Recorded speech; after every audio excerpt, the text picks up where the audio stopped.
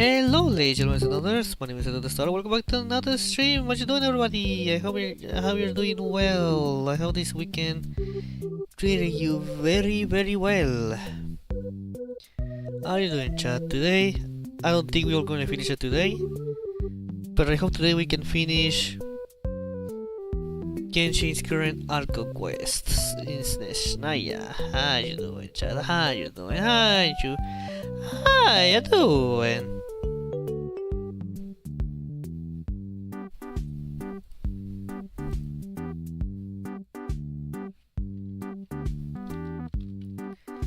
Yeah, I'm not gonna lie, I'm feeling tired from 2 days not sleeping too well. And mostly it's because the first day I didn't sleep too well. Well, actually both days actually. It's because of my cat. For some reason my cat's been a bit annoying lately these nights, where he wants to leave, he wants to enter my room, wants to sleep together with me, but then he doesn't, and it becomes a bit of an annoying game. And also it's been hot the past 2 days. It's been bad right now. Like my AC is turned on, but I mean, to be fair, it's not very low in temperature. But also, since I'm far from the AC, it doesn't directly hit me. I usually rely on a fan to move that extra air to me. But it's difficult. It's difficult.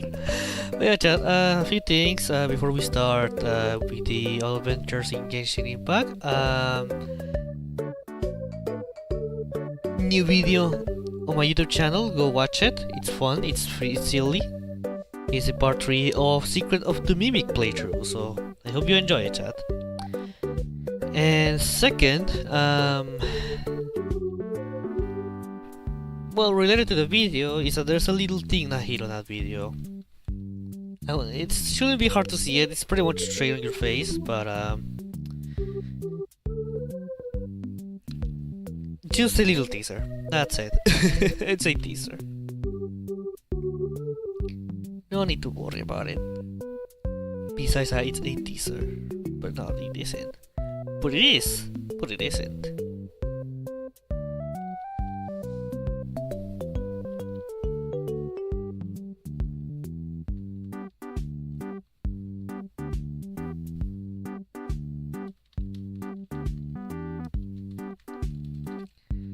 Yeah, chat, I really don't know if we're gonna finish today's quest. I mean, we're at the beginning pretty much of the Act 2. We did progress last time, but I don't think it's gonna be enough to finish. But I'll see. I'm gonna check very quickly because lately my updates on PC has been kinda crazy. To the point I have to wonder what is going on. But okay, it looks like everything is good. Okay. Alright. Let's get Genshin that Impact.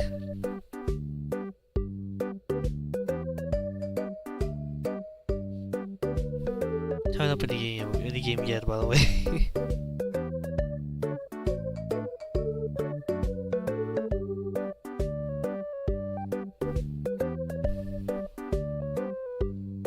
Not really. I mean, well.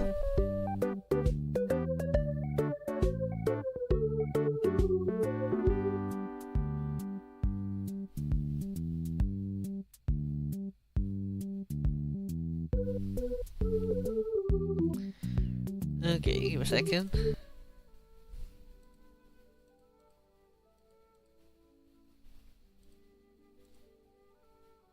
There.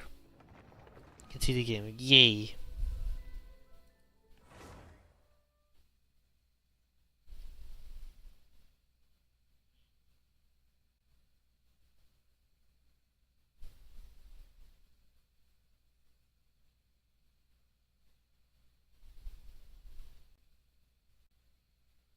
Also, don't worry about the low volume, chat, it's gonna be fixed.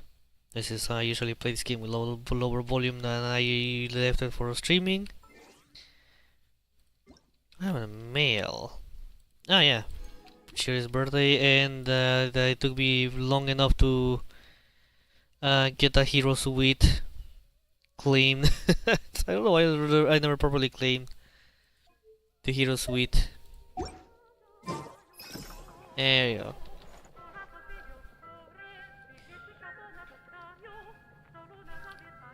beam music.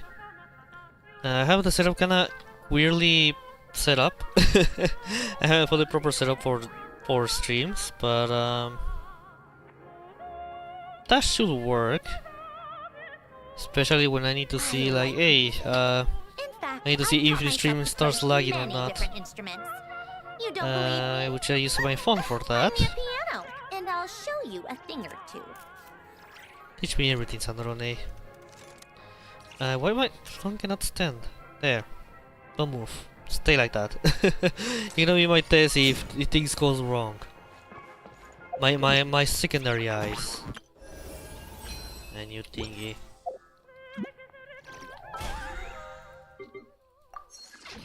Alright, chat, let us continue now. Let us proceed. Let us proceed with JoJo's Bizarre Adventures. This is a teleporter, but I don't know if it's gonna be inside or okay, no, I don't have it unlocked. Yeah, makes sense. Hey, but isn't a TP there? Yeah, there's a waypoint. Not TP, waypoint. Yeah, alright. So let's go back to our conquest mode. Do I have to carry with me? Yes, there's a dog. I forgot I had a dog with me. Where is the dog? Alright, yeah, we are trapped inside here. Where we found 2 people dead with while the media showed us how we could possibly die, but we don't remember nothing, and media just ignores everything that happened.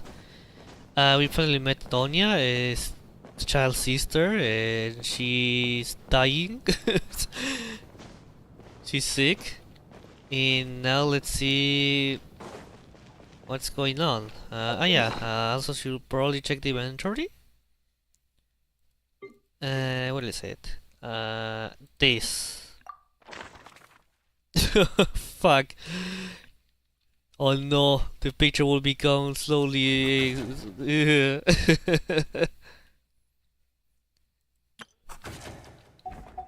Yes, I really hate the slow music in here. Considering how good the Genshin Impact music is, this is terrifying. Alright, what do we have here? Media, say something about that, what happened. You seem to be very comfortable taking charge, Major. You took the reins as soon as things went south. I simply made an executive decision that someone needed to take control of the situation on the military's behalf. Does this offend you? No, quite the opposite. We feel much safer for it. By the way, what does Major mean exactly? Is it a pretty high rank? Good question. That will not get answered. The question of a question. The question that will never get answered. Because that question is a question. And the question doesn't matter for the question.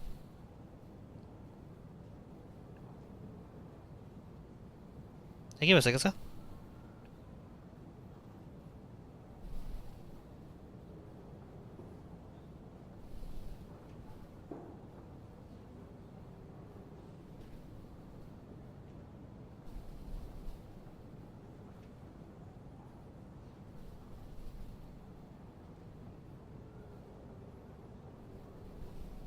Yes, I can chat. Oh,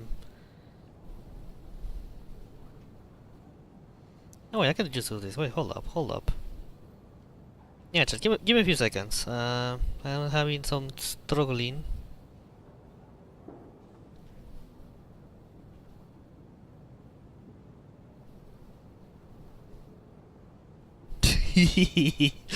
Sorry, I just my girlfriend has wanted to watch my stream today, and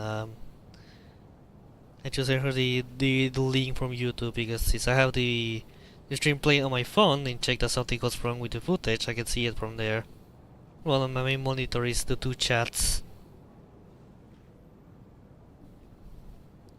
Oh, he's kinda hot right now. I can feel I'm starting to sweat now. Shit.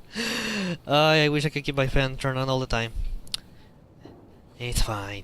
Alright. Tonya! I still find it hard to believe there's a murderer among us. Abus. Just last night, I imagined we were like classmates out on a hiking trip. But we listened to this right, last time, right? I remember. Well, just in case. There's no guarantee that you can trust your classmates. Especially not when you're locked up together. Why did they do this? Was it for money? Even then, they could have just kidnapped the people. They didn't have to die. Yeah, we listed this, I remember. That one I remember though, so maybe I haven't listed everybody yet. Maybe I just left it that time because I was worried for Tonya, since I want to take her whatever bad happens. Circles, so I'm not clued up on projects. Oh yeah, I remember this as well. Sir. Such as... Such as... Such as myself. Yes, I remember this, But yeah, and also if I don't protect Tonya, child will try to destroy Leo again, and we cannot allow that. Discuss other situation with the Rocket members. Oh, this is open. Please let me go down for this time, actually, please. Yay! And there's nothing, probably because it's not an actual open world type of exploration right now, but still, cool.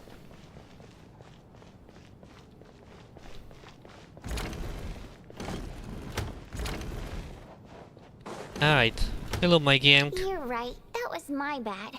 It was a knee-jerk reaction. I didn't think it through. Luckily, no one suspected my identity. Well, I do! Oh, phew. It's just you. I That thought worked. someone was eavesdropping. Hello. Since vodyanitsa and I were on the same page earlier, I think I should share my thoughts with the Rokot members first. You tell vodyanitsa and Alyosha about Charles, Intel, and Lelek and your views on the current situation. Whoa. Are you serious? I don't know if this counts as gossip, but Hey, music is it's back. definitely on track to be the juiciest this whole year. Music back from Fontaine. It's funny how they composed this track for Wilderness and Mystery to solve and from Fontaine, and it just kept being used. Odette?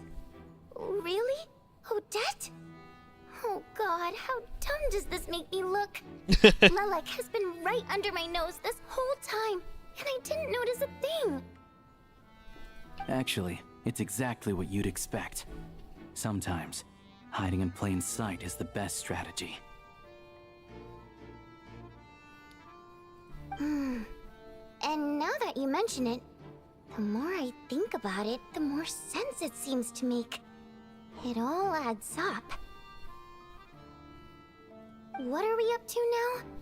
1, 2, 3, 4... Why are you counting? Odette's identities. She's my coworker, specifically a ballerina, and also a Fatous, a member of the Rokot. Now, Lelek. When I have 4 fingers! Sorry. It must be so exhausting. I just want to give her a hug.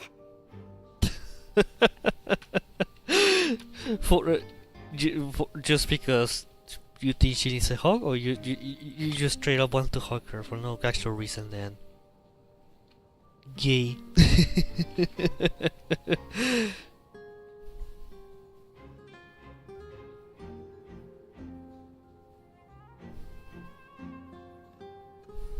Here a second, chat. I'm organizing things again. There. Gay. I guess since I've always known her as a member of the Fatui, it never even crossed my mind that she could be involved with the Rokot, let alone be Lelek. I don't understand. If she's with the Fatui, what reason could she have for being so opposed to Project Stusha? Probably best if you ask her that in person. But Well, since you waited until now to bring this up instead of announcing it to everyone earlier, does that mean we're all on the same page here? yeah, she doesn't seem like the type to kill innocent people. Yeah. He Lelek may saved not follow you. orders from the Rokot leadership, but as far as I'm concerned, she's never crossed the line. If anything, her actions benefit the poor. Yeah. We need to confront her face to face. Do you think she'd really admit to being Lelek? Yeah, that's what I wanted to say before. I don't know. She will even admit We'll that. have to see how it goes. For now, we'll work on the assumption that she didn't kill anyone, and see how much she's willing to tell us.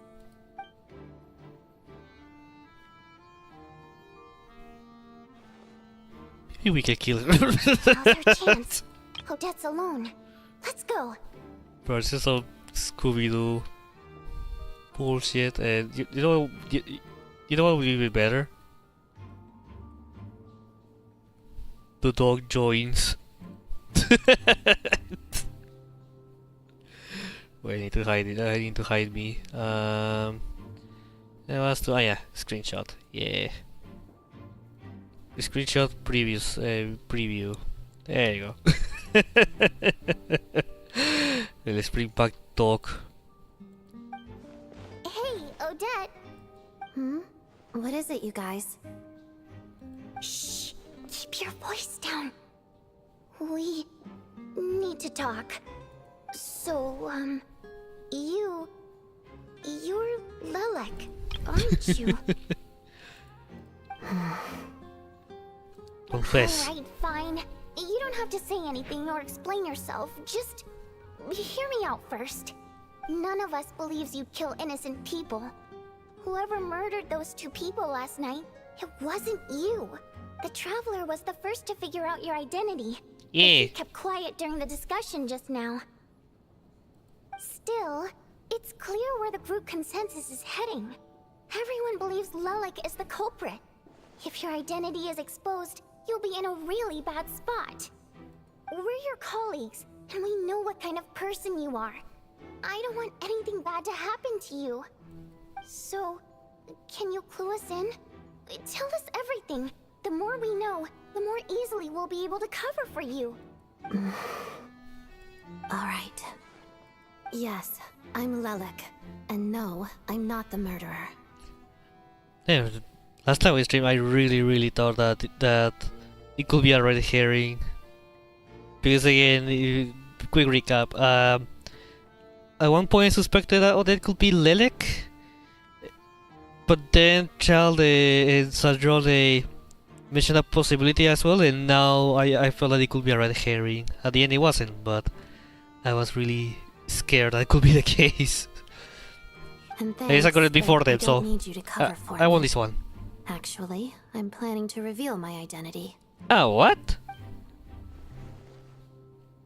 But You're gonna reveal that you're Lelek? Here? well, preferably you don't have to That's scream right. it. I'll admit I was surprised at first when Chuganov guessed that I was here. It was just a lucky guess, but it caught me off guard. But after taking some time to assess the situation and confirm where everyone stands, I don't believe I have anything to worry about. Are you sure you don't need a second opinion? Given the circumstances. Mr. Valeri! What? What? Valerie gets everyone to reconvene. Odette gets straight to the point and announces that she is Lelek. So... Odette is Lelek? I don't know what game you're playing, but you've got a lot of nerve.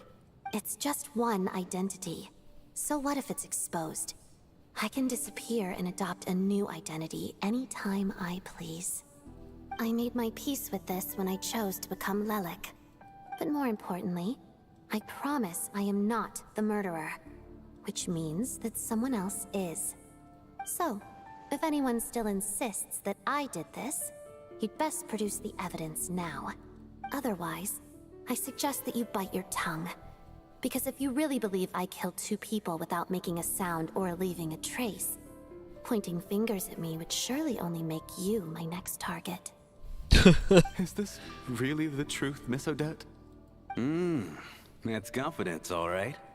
I believe you. A real no-nonsense attitude. I can see why Marionette said that she's on track to inherit the title of the Fair Lady. Are you seriously buying this? Hey, officer! She just admitted to being Lelek. Aren't you going to do something about this? I do have one question, Miss Odette.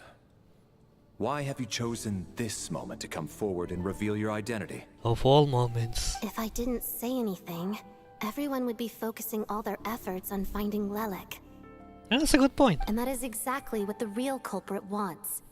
I don't want to be the scapegoat who lets the murderer get away with this crime. Despite all the accusations, she made the smart choice. A remarkable display of rational thinking under pressure. Clearly, Odette's talent extends far beyond the art of dance. She thought so far ahead. Ugh, why do I always feel like I'm one step behind her in everything? You've convinced me. Dealing She's with a the murder mortar. case remains the top priority right now. Let's put the name Lelik and all related incidents aside until further notice. Nevertheless, the group still considers you the prime suspect. I assume you have no quarrel with that, Miss Odette? I understand. You're welcome to keep an eye on me around the clock. I have no objections. Mr. Chuganov? For my wife and daughter's sake, I'll let you off the hook for now. But don't think you're forgiven for breaking into my house and threatening me. Just wait till we get out of here, Lelik. We'll settle the score then. Actually threatened him, huh? Eh. I cannot feel bad for him. Big Chungusnov. Good work, Lelik guard team. And Lelik too. Lilik Here, Sorty? What? have some hot water.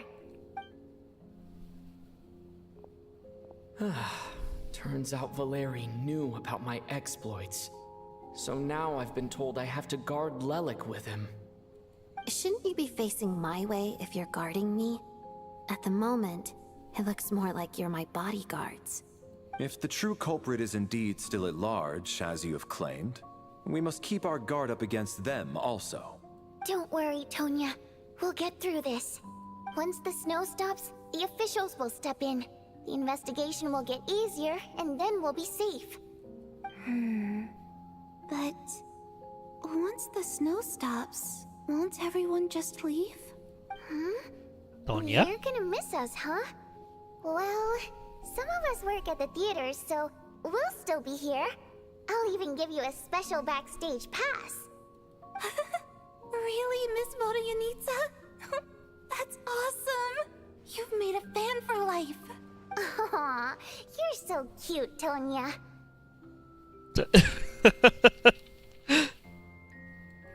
All right, let's swear to it. I promise to give you The the pass, Yuri here. and you promise to never change your mind about being my fan. Promise. Don't indulge her, Tonya. You don't have to swear an oath over things like that. You really do get carried away sometimes, don't you, Miss Vodyanitsa? I mean, it's for Yuri.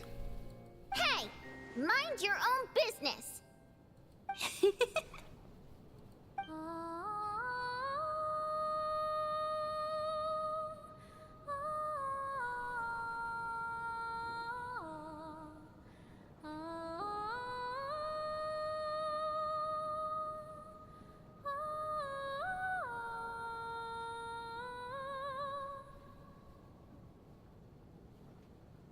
Don't be Damn. nervous, Miss Wateramp.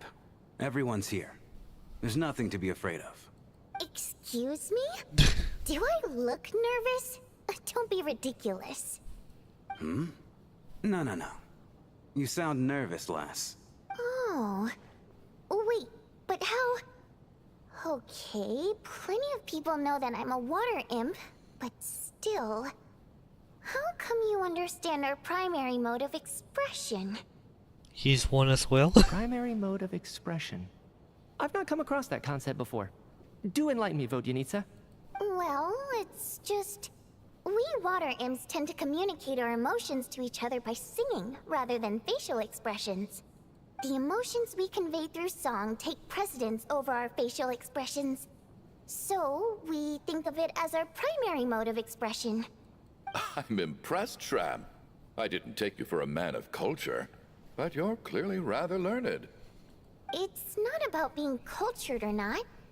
The thing is, this mode of expression can usually only be understood by other water imps. It's not a simple case of a song sounding happy or sad. And I was joking that he could be one. And yet, you're clearly human, Mr. Shram. It's really not the big deal you're making it out to be. I think I just have a knack for it. Plus, I have a... very close friend who's a water imp. A delightful lady. But keep that a secret. Anyway, He we spent so fell much in time love. together that before I knew it, I noticed I could understand her expressions. Oh, I guess that makes sense. Still, the fact that you have a water imp friend is even more surprising. I'd better watch what I'm singing when I'm around you from now on. Hey, what are you Just heal implying? him. You're not secretly insulting the audience in your songs, are you? What? Heavens, why would I do a thing like that? She's definitely doing that for that big chew snuff. Like, It's getting late.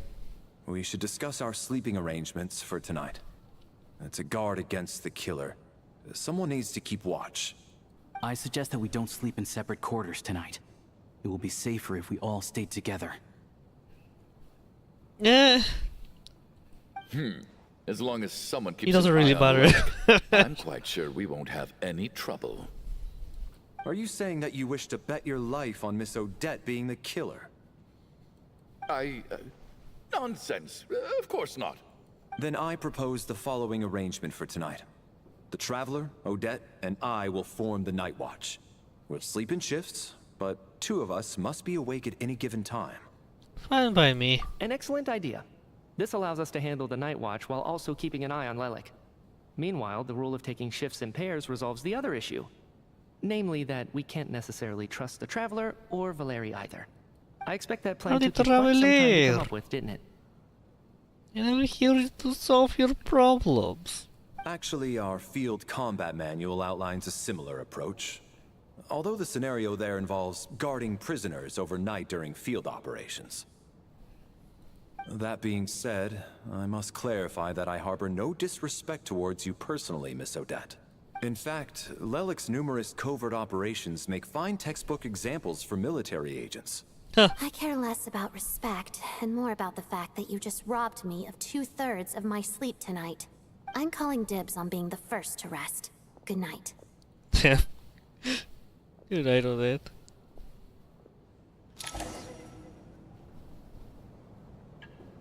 As night falls, you and Valerie takes the first watch together. So, Mitya, you weren't gonna acknowledge that thing. I just wonder if it was either Mitya or his scarf that we saw in that weird dream.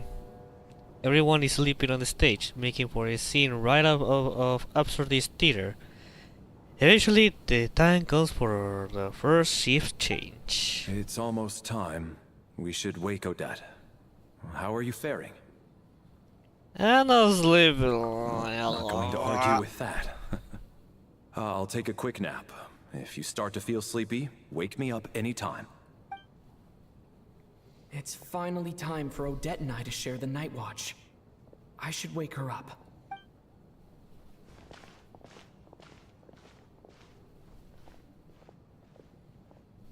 I came here to get information from her in the first place. Maybe I should think about what questions I want to ask before she wakes up. How long are you gonna keep staring at me? I was about to say. I was about to say that she wakes up. She's gonna think that the traveler's being creepy.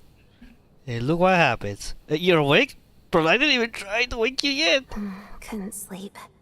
My mind's been running haywire. Plus, there's something I've been meaning to talk to you about. You too. I had a hunch that you wanted a conversation too. Let's take this chance to clear the air, shall we? Aight.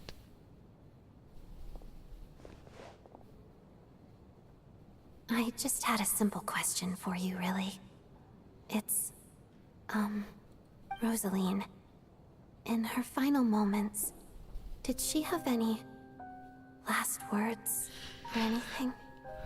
I mean, the traveler said they don't remember, but I do, sort of. And they weren't pretty stuff. I think she called the traveler and Raiden. Well, I just remember insulting them, and then she said that she's going to destroy Raiden's precious Inazuma. if Raiden kills her. So honestly, I think it's for the better for the traveler to say that they don't remember at all. It all happened so fast. I see. Well, that was all. I have no other questions. Do you miss her? She misses her. No.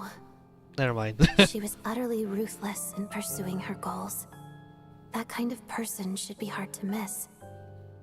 And yet, Very complicated even though I feelings. never approved of her methods, and she was an abrasive person, the fact remains that I am indebted to her.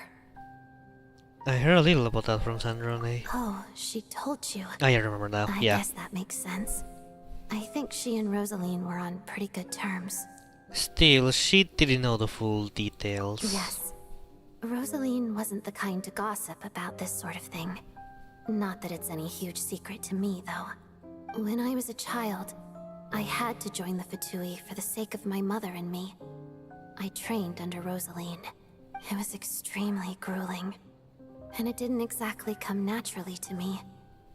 All I could do was try to ignore the biting cold and practice, practice, practice. I was a newcomer who'd managed to make a good first impression on a harbinger. There was pressure to live up to her expectations, to be worthy of the fair lady's reputation. Every day was a struggle against the cold, pain, and fatigue. And most nights, I struggled to fall asleep. After enduring all that, I've become almost immune to the sensation of pain. I suppose that was the cost of survival. Surely, any child who had to experience that would grow to hate her lot in life, don't you think? You really paid an enormous price. So, I put an equal amount of effort into my ballet. Because in my young mind, that was the only way to defy my fate. It was my way of telling her, the Fatui's demands and your expectations of me are not what I wish for. One day, I will leave. I think she probably blamed my poor performance in training on my passion for ballet. She knew my heart wasn't in it. One time, when I was secretly practicing a dance at night, she suddenly showed up. I knew she was there to catch me red-handed. I told her, "You don't deserve to watch the dance I learned from my mother." She looked stunned. I guess she was surprised that I lashed out first, before she had the chance. But strangely enough, on that occasion, she wasn't fierce with me like she was during training. Instead, she fell silent for a moment, and then left. After that, she never interfered with my dancing or asked me how it was going. She never came to watch me dance again either. Not even once. She was a very proud person. She was. But even now, whenever I take out this core Ignis, I can't help but think of that night. Of the look on her face. So there was a gift from her. Sort of. Although gift might be too kind a term. This is her flame sealed within ice. Oh, so it is. A symbol of her favor, yes. But also her way of keeping an eye on people. She knew the location of every piece of core Ignis. If any recipient started acting suspiciously, she'd be on to them immediately. Trust her to make even a mark of approval feel suffocating. So, when news of Rosaline's death reached Snezhnaya, many people immediately crushed their core Ignis.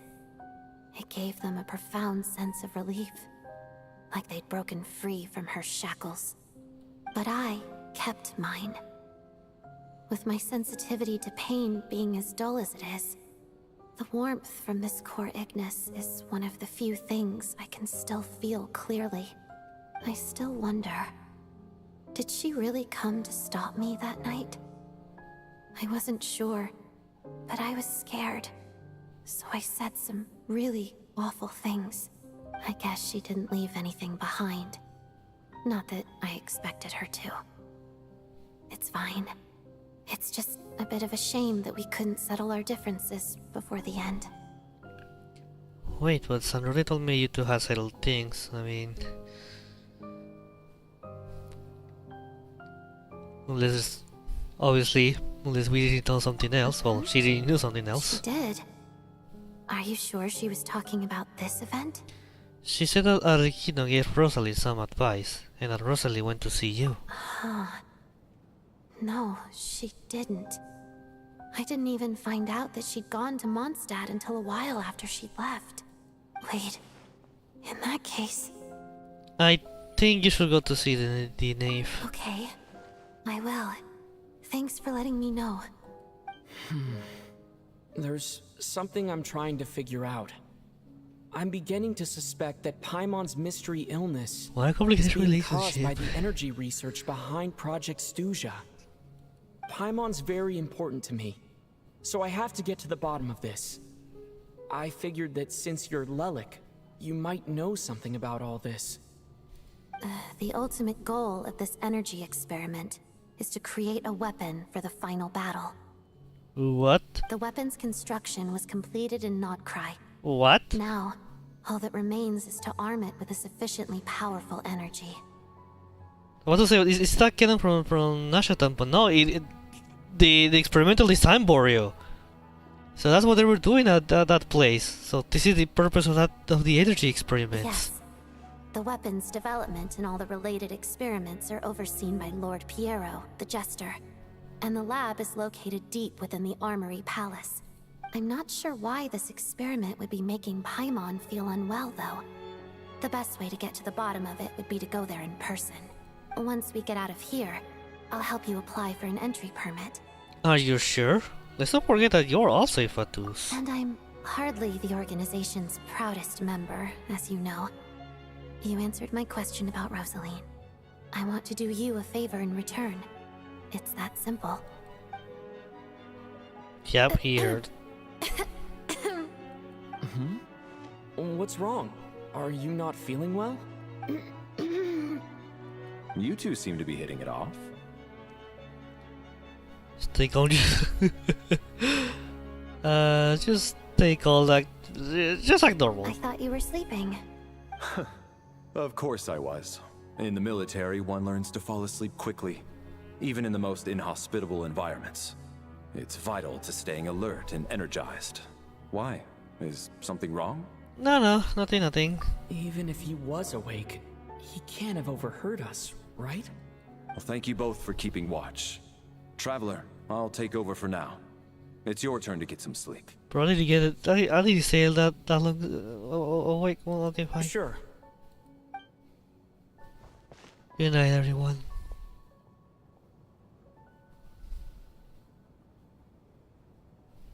This is our second night here, but at least I found out a little more about Paimon's condition. I hope she's been sleeping well the past couple of days. Why do I feel like I'm being watched? I knew it. Now she's being creepy. Seriously? Is this payback for when I stared at her earlier? But I thought she was asleep. Never mind. I'd better try and get some sleep myself. And then I get stabbed. The end. And everybody died. The end. Hey, what are you spacing out for? Are you reaching your limit too? Or are we? I don't know where this is and yet feels strangely familiar, so he doesn't really get any How long have we been memories. walking for? Do you remember? Time's lost all meaning. Ever since we noticed that... Oh. That thing above our heads. What was it called again? A star key? Or key star? Anyway, the person who named it was swallowed by the black mist. Oh. Whatever it's called, ever since we noticed it, we've been walking up and up, hoping that as long as we reach it, we can find a way out of this place. But it seems like no matter how far we walk, Don't give up! we never get any closer. No, let's go. Let's go together. We've come this far. You never know. Maybe we're almost there? Come on, enough moping. Let's go. The black mist is catching up. Good night, my man. Please, I like you. You're nice. You do have weapons, so wow. It actually goes up. I never. Oh yes, it does goes up. It never looked like that last time. But enemies here. Yeah, I guess it makes sense, but I've lost count of how many times we run into them. Be careful. I should focus on the electro. Yeah. Get Stella reacted. Actually, fall down.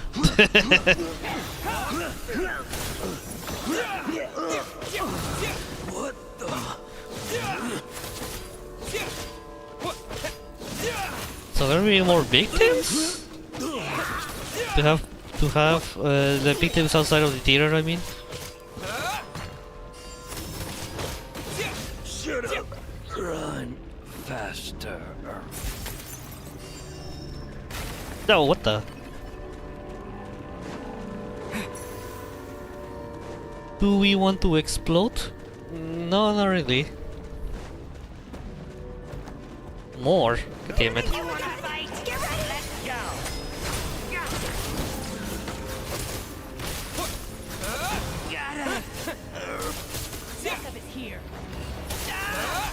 Get out of here.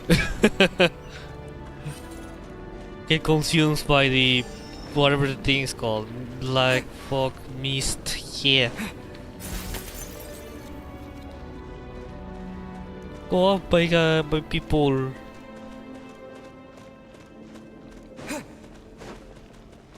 We are surviving this. Monsters ahead of us. The black mist behind us. Feels like there's no escape. Get out of here!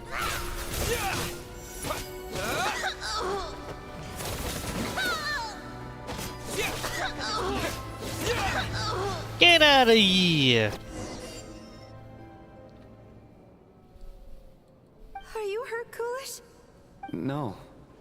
I'm fine. It's just... Oh, Coolish! Suddenly I don't want to walk any further. I get you. In fact, Somebody I reached know. my limit a long time ago. Sometimes it feels like there's hope where there shouldn't be. Yeah. The hope that the star gives us is the only thing keeping us going. But I'm not sure it's real at all. It may just be a collective illusion. Otherwise, why would it always be out of reach? Are you really just going to give up like this?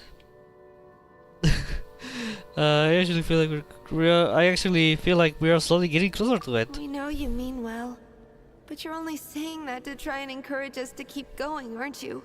We're gonna be fine. Thank Trust. you, friend. But you're going to Sorry. continue, aren't you? I admire that. I've given up, but No, I wish you the man. best. No. May there come a day that you catch up to the star and leave this godforsaken place. No. Track them.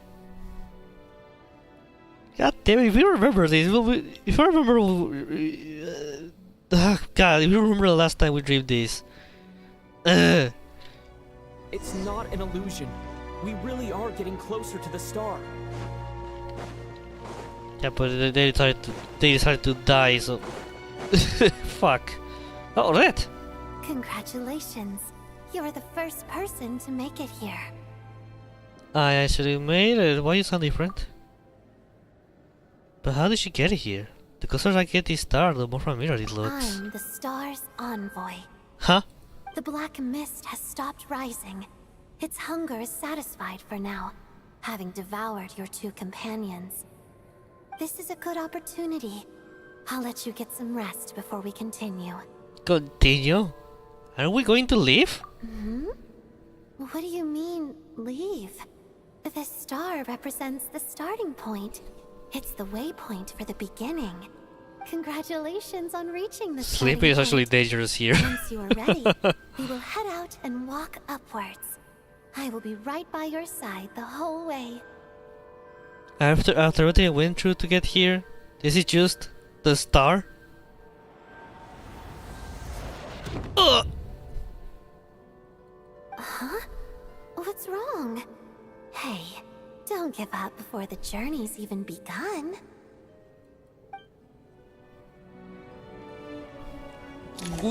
What the hell is happening?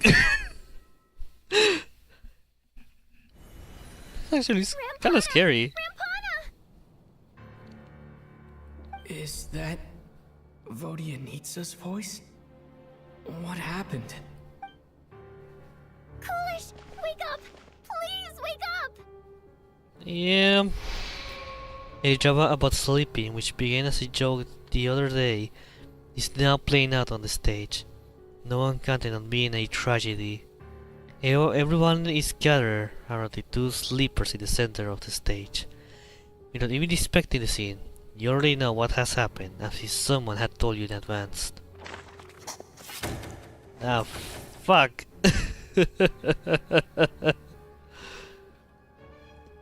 Oh, coolish. You really took care of every ticket. The situation is identical to that of the two casualties yesterday. We cannot ascertain the cause of death. At least there are some elements that we can rule out this time. They slept on the stage with everyone else. So I suppose the surrounding environment can't be a relevant variable. Rampana. Coolish. Weren't some of us keeping watch last night? 3 of us, in fact. How could you not notice something was wrong? I'm as confused as you are. Certainly nothing unusual happened on my watch. Likewise, and from what I've observed so far, both Miss Odette and the Traveler can be trusted. No incidents during my watch either. I have no reason to suspect Valerie or Odette either. To be honest, I didn't get a wink of sleep last night. I couldn't help but think I was the target. So I just laid there with my eyes closed. Yeah, that saves you actually. I heard the Traveler and Lelic chatting, but otherwise I don't recall hearing any commotion during the night. Me too. I didn't want to wake everyone up, so I was concentrating hard, trying not to cough. I hardly slept at all. If anything had happened, I'm sure I would have noticed. Then, what could possibly be causing this? Once was bad enough. I can't believe it happened again. I worked closely with Rampana and Coolish for so long. I never imagined that one day they'd... And on the stage of all places... Vodyanitsa. 4 victims in just 2 days. And we still don't have a single lead. It frustrates me, so we don't remember nothing about this. I need Fuck. to get to the bottom of this as soon as possible. And above all, keep Tonya safe. I'd never be able to look Child in the eye again otherwise. Still snowing? Yes, I just checked. Still no sign of anyone outside either. So we only have ourselves to rely on. If you ask me, this killer can clearly strike whenever they please. The Night Watch was a useless endeavor from the start. Lelic must be an expert in poisoning. Oh my god, here's a yapper. Here's a yapper. Here we go again. Bravo. I was already thinking to myself last night, was Lelic's reason for revealing her identity the real story? Well, now I have my answer. It most certainly was not. She's been playing us for fools. You get off on this, don't you? Revealing your identity, only to carry on with your killing spree? That's a hideous thought. One that only a hideous mind like yours could dream up. How dare you? Miss Big Chong enough. Yesterday, you named Lelic as a suspect because the victims were both wealthy merchants. Lelic might have had a motive then, but today's victims were just ordinary people. Not to mention that they were colleagues of Odette and mine. What reason would she have to murder them? Let me guess. Just to scare you? Who knows? Maybe you don't know her as well as you think. But you did her, so shut up. To ask yourselves, how many people are there really in this world that have what it takes to kill another person? Not many, I'd wager. Lelic is well known to be a ruthless operator, and now she has revealed her identity. How could it be any more obvious? Everything you've said so far is still just conjecture, which doesn't constitute a concrete lead. You need to back up your claims with some evidence. How can you defend her, officer? What did she say to you while you were on night watch? Maybe I shouldn't be so surprised. You military types are always colluding with criminals to target the rich. Oh my god. All so you But can he get could your die. ruddy paws on our hard-earned fortunes, then tell us to fall in line. The Fatui, the Druzhna, and the Rokot. Thugs, the lot of you. Don't you dare. You little boy. Oh, Tonya. Sir, but you were the one who told us not to stop other people from expressing their opinions yesterday. 4 people have already died. Only yesterday I was chatting with Mr. Coolish. Then we woke up in the morning and he's... Turning against one another is the last thing we should be doing right now. Little girl. Even if Mr. Chuganov is a puffed-up, pig-headed windbag who doesn't have a clue what he's talking about, he's still one of the victims here, isn't he?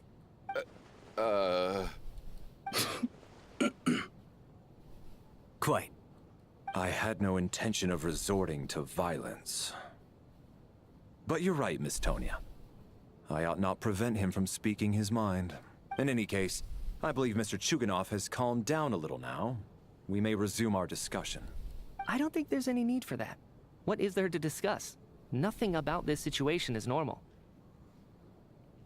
I try to remember if last time... the first time we went to that weird green place, he had weird eyes, isn't it? I remember being like that. Also, he kind of looks like he still kind of looks like an Nagito Komeda, and I hate it. Did you have an idea, Mitya? You're the brainiac here, right? Come on, clue us in. I've been mulling something over. All the leads we have so far concern things from outside the theater. Miss Odette's alter ego, the threats Mr. Chuganov received. But then there's the 2 double murder crime scenes themselves, which have given us absolutely nothing to go on whatsoever. That's highly unusual. Even with the most careful killers, there's always some evidence left behind. So what are you suggesting? I think this could be a supernatural event. It isn't characteristic Okay, of human good. on human homicide at all. At least we have something to work with now. Or at least... Yeah, you know what I mean. Correct me if I'm wrong, but aren't you supposed to be a scientist? That doesn't sound like a conclusion someone like you is supposed to make. I got into scientific research because of my insatiable curiosity. But if the present situation defies all known scientific explanations, I don't mind shifting my curiosity toward the paranormal instead. Now that you mention it, I remember when I first came to the theater. I heard rumors about this place being haunted. Huh. Interesting.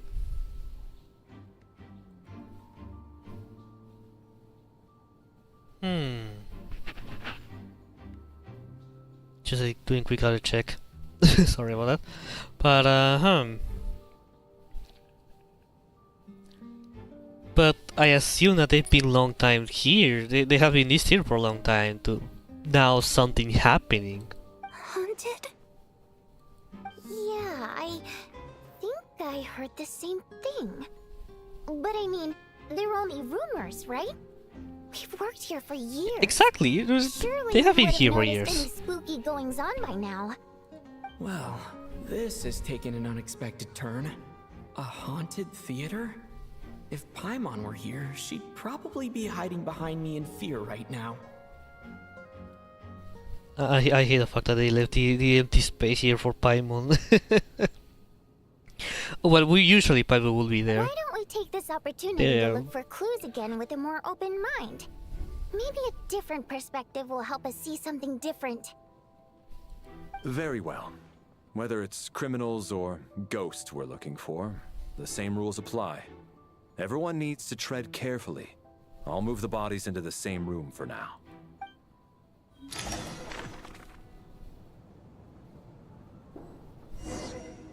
That.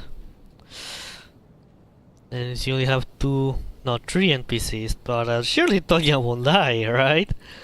Surely. Don't kill poor small Tonya.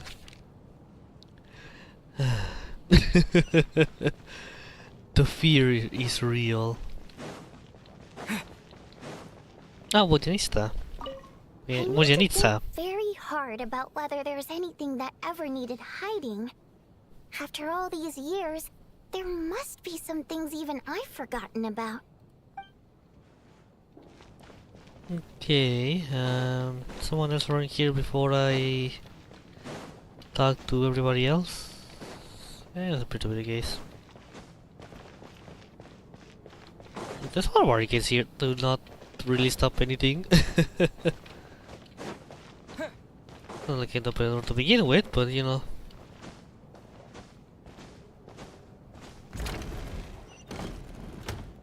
Yeah, sure, let's open this side. Bet. Valeri, come take a look at this. You too, traveler. Some sort of notebook. What is it for? A notebook? It's the on-duty logbook for the theater. Coolish was the main person to use it. He mostly used it to record any unusual incidents during a show, audience numbers, exit times, and so on. I saw Coolish at the entrance before coming in. I think he was holding this book at the time. Oh yeah! Yes. He'd always have this logbook with him when he checked tickets at the entrance. I remember. This should confirm a lot of key details about the recent show. So, you find anything unusual? Yes. The number of people. I've checked and double-checked, but the numbers just don't match what's recorded in the logbook. Apparently, we have an extra person among us. Oop. Are we certain that logbook is accurate? Could someone have sneaked in without buying a ticket or something? Unlikely. Coolish took his duties very seriously. I've rarely seen any errors in his work. That was actually detailed in his report. Not to mention that this was a dress rehearsal, meaning smaller audience numbers and tighter ticket restrictions than usual. Everything would have been well within his control. We no longer have our tickets with us, do we? They got collected on entry. I assume there's no way we can check them again. I mean, he could have disposed of that quickly, right? Especially since we are traveling here. Unfortunately not. The theater recycles tickets. Once people are in the door, they don't tend to leave until the show ends. Oh well. So we collect the tickets at the point of entry. Too bad Coolish is dead. If he were still around, we could just ask him. Still, I'm inclined to believe that this discrepancy in the head count is significant somehow. Oh, it is. Extra person just materialize out of thin air? Do you imagine that's the case, actually? That'd be funny. Like, sure, why not? Who's down here? Surprise!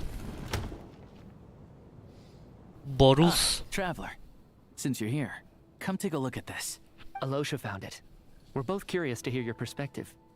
It appears to be an investigation report. And the focus of the investigation was the rumors of haunting we heard about earlier. Okay. Reporting the supernatural sightings of the Opera House. This commission is really not as simple as previous cases. It will be only folklore studies. It appears to be connected to something far more mysterious.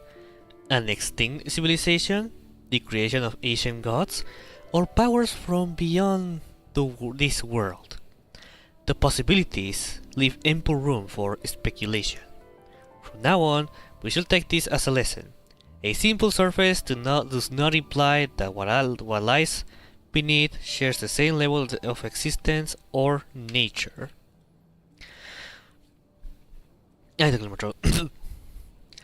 Leyland itself possesses a powerful ability to either devour or guide souls.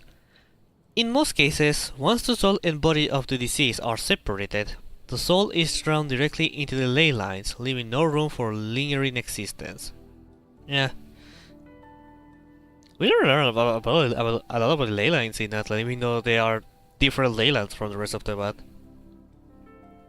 However, evidence shows that the connection between the theater area and the ley lines has been obstructed, though only partially, not completely severed.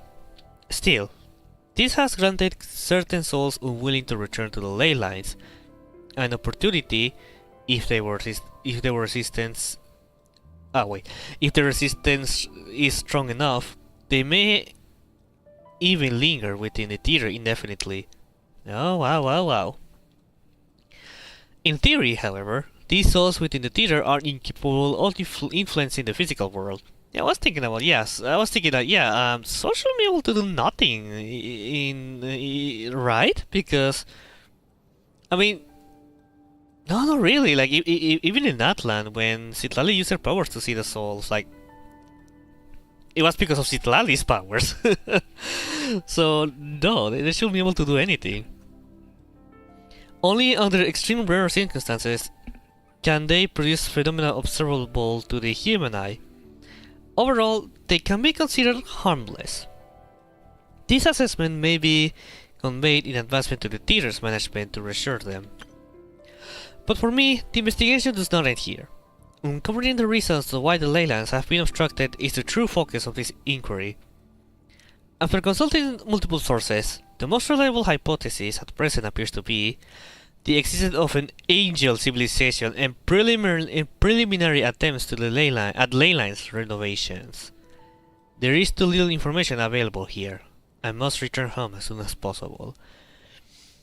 So they appear to be part of the angel civilization, huh? An investigation report, huh?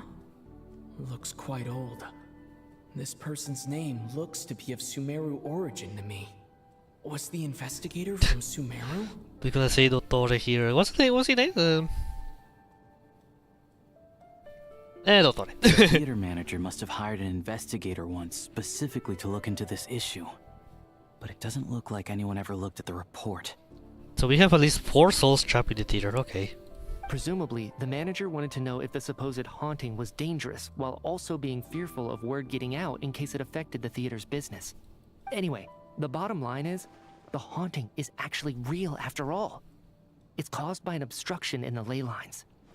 Is there any chance this is the key to finally making some progress with the murder cases? Might be, but there must be something else. Like, if souls are not doing nothing, they're supposed to be able to influence anything, so there's something else. That star thingy, whatever, from the dream. Leyline problems are pretty unexceptional to me by this point. And while it certainly offers an explanation for the ghosts, it's hard to imagine what connection it could have to these 2 murder cases. Some of the language that there's appears a at the missing very end piece. of the report caught my eye. Angel civilization, ley line renovation? My area of research doesn't touch on any of that, so it's completely outside of my wheelhouse. Huh? A piece of paper just fell out from the report. Oh. It landed right by your feet. My feet. Let's see. Death is near. Oh my god. It is pretty ominous, no matter how you look at it. How unnerving. It was tucked inside the report, so it must be a note left by the author. Give me a second, chat.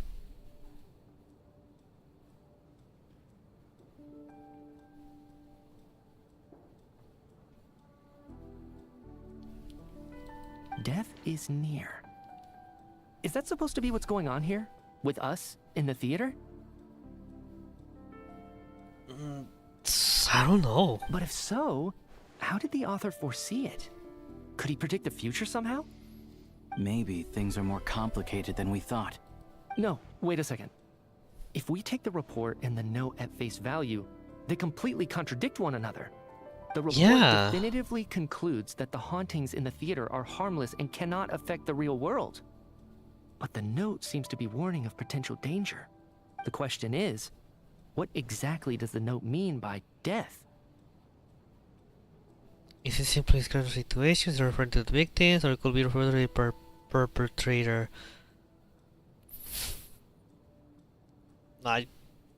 Honestly, I'll take none of them, but just gonna say the first one. The various ways we could interpret this keyword lead in completely different directions. Let's pause our analysis here for now. I think we need more information. Can I think of someone from here leaving that note on purpose? But it's weird. If only you could talk more about that weird dream. But again, I have to forget everything that happened in that dream because why not? Tonya, what are you doing here alone? Tonya, did you find anything? Not yet. Still looking. So... Are we supposed to be looking for something paranormal? I think I'd prefer teaming up with you than looking around on my own. Don't worry, I'll protect you. This looks like somebody's notebook. Shall we read it together? Because again, child might kill me if you die. Or anything bad happens to you. Well, it doesn't look scary or anything. So I guess it should be fine. Alright, let's read it together. And it says you turn around your back and I get stabbed. A letter in the diary. You once told me that I would understand someday. But even now, I still don't. I don't believe anyone should be forced to abandon their homeland because of a change in power. She never considered the feelings of us. What are imp nobles? Is she talking about Tsaritsa? Every inch of this land reflects memories of my childhood. If I close my eyes, I can still hear everyone's song echoing everywhere. I should mention that when I say Tsaritsa, I mean like the current Tsaritsa. I will not forgive those who drove us away, and I miss you very much, Mother. I often find myself missing that dress with the tassels, the heavy bed curtains, and the first rays of sunlight that will stream into the manor each morning. But it's alright now. If I narrow my eyes just a little, the light seeping through the crack backstage feels just like the one in our manor. Is this Vodyanitsa's diary? Or letter? Both? I know that life is gone forever, and I can't miss it at all. I want. But I also feel that what I have here now is no less than what I lost. The fantastical sets designed by Prop Master, the many fans who come all this way just to see me, it is Vodyanitsa, and the quiet dancing girl who doesn't talk too much. These are all mine, and I won't lose any of it again. Never, absolutely never. Damn, possessive girl. I've joined a rather remarkable organization, though I can't tell you its name. Hehe. Whatever that great figure intends to do this time, there should be always by someone looking out for the misfortunes of ordinary people. That's what our organization exists for. Even now, I still don't understand her. Why is it that those in power always seem this way? They clearly have the ability to bring greater happiness. Some say that she has her own difficulties, but what could possibly trouble someone so seemingly omnipotent? Never mind, I should just focus on what I can do. I suppose you'll hear about our organization sooner or later. Its name is... never mind. I'll leave it a mystery for now. Huh. This has to be Vodyanitsa's writing, surely. Oh, we're in the past. Maybe it's a little rude for us to peek at this. I feel like I just read someone's secret diary by accident. Since it's an accident, it should be fine. Now I feel a little guilty too. I feel guilty. Not little. Like she's guilty. This for her parents, right? I don't understand. Why put this stuff in a notebook instead of mailing it in a letter? But because her water imp parents belonged to okay. the aristocracy, who were driven out of Snezhnaya by the Tsaritsa long ago. And now they live somewhere new, where the postman can't get to. What is this? I can explain. We're sorry. It's fine. My fault for not storing it properly. I can't leave things lying around and expect them to get ignored when everyone's scouring the place for clues. Alright, give me my notebook back. I'll take over the investigation in this room. Yeah.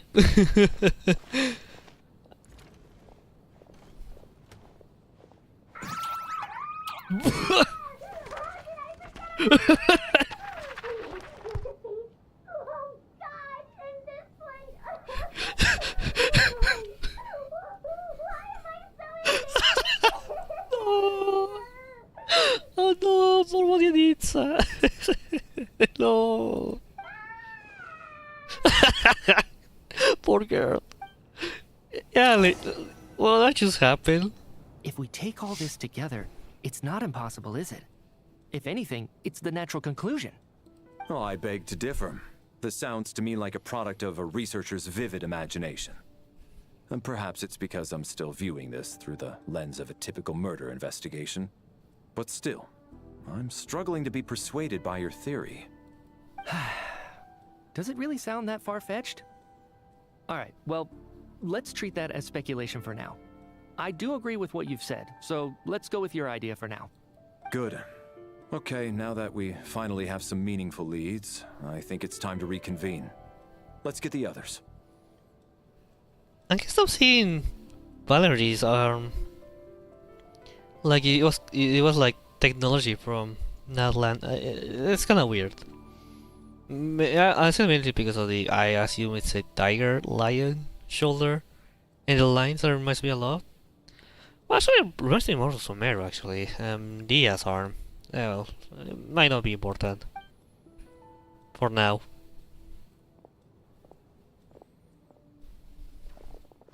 Hello. No worry about the screaming, nobody died. So, that's about everything we've discovered so far. I'll share my theory first. Based on what we've learned from the logbook, I believe the extra person among us is most likely the killer. Amogus. If the killer had simply bought a ticket, it would have greatly increased the risk of their identity being exposed. I expect he or she either hid in the theater ahead of time, or found a way to slip past the ticket inspection. They then blended in with the group and waited for an opportunity to strike. No, wait, Calvi. No.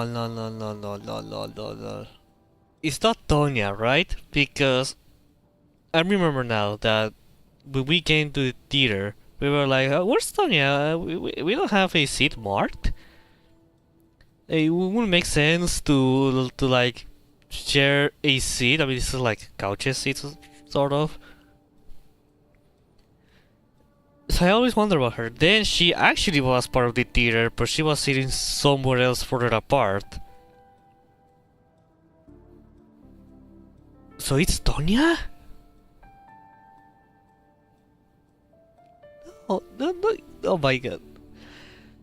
Holy shit, if it's Tonya actually, I'm gonna go crazy, especially child. Oh no. Oh no. Oh, I gotta wish I had this realization now, because this is gonna hurt.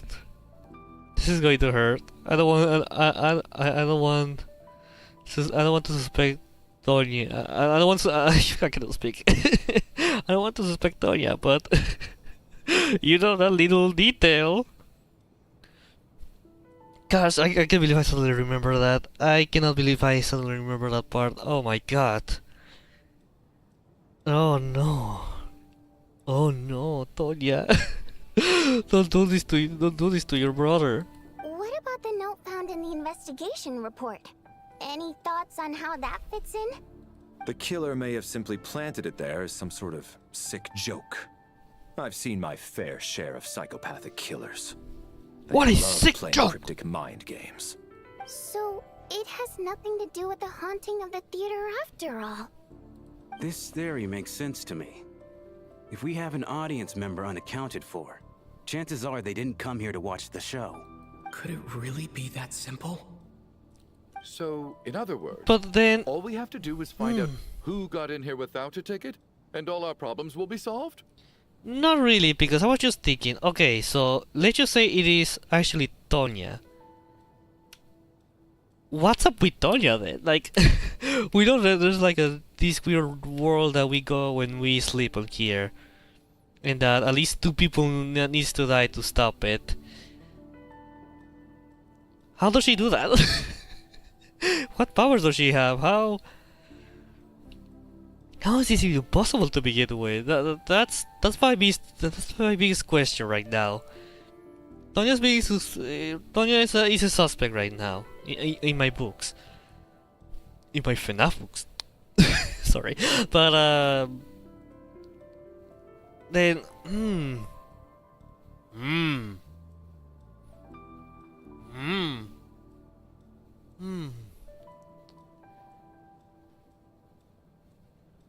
the only thing I can think of is that probably like it's weird because we know that Tonya is like as the youngest. Yeah, I forgot now the youngest sister of Child. Like I was like she doesn't look to be the youngest. At least we compared to Trucer. But my idea then I was like, okay, well, Trucer is a brother, no a sister. So maybe it's just like okay, maybe the Child has a even older sister, and it just happened that Tonya is the youngest sister, even though she's not like, but like, of course, in the context of sisters. But we're talking about about every sibling that Child has, then probably Trucer is the youngest. But now that I think about it, maybe that wasn't supposed to be like a grammatical error, a word that they didn't choose properly. Maybe that was supposed to be like a foreshadowing that Tonya is not Tonya actually. Maybe it's a disguise. But who? So if that Tonya isn't Child's sister, the real Tonya, who is she then? Oh yeah, I'm gonna feel so bad.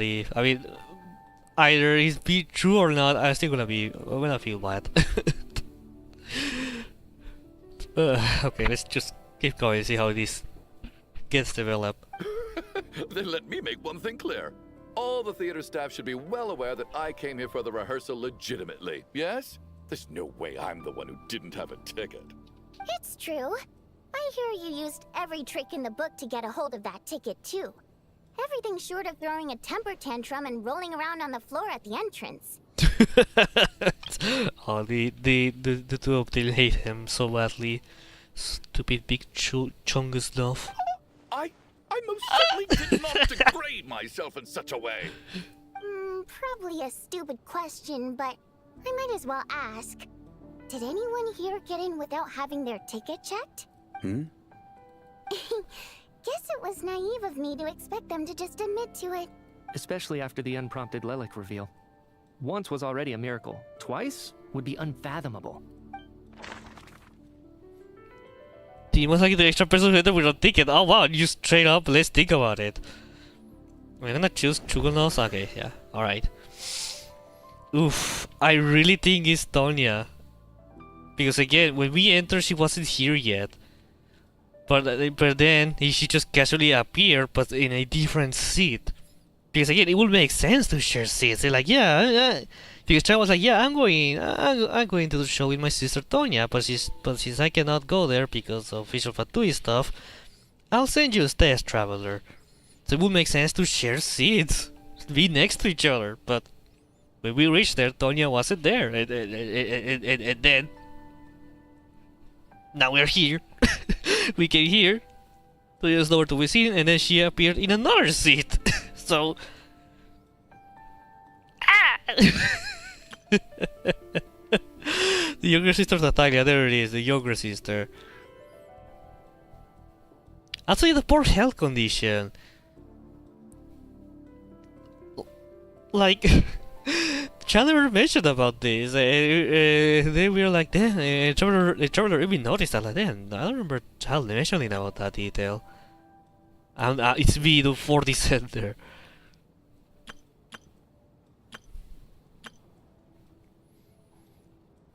Lilik.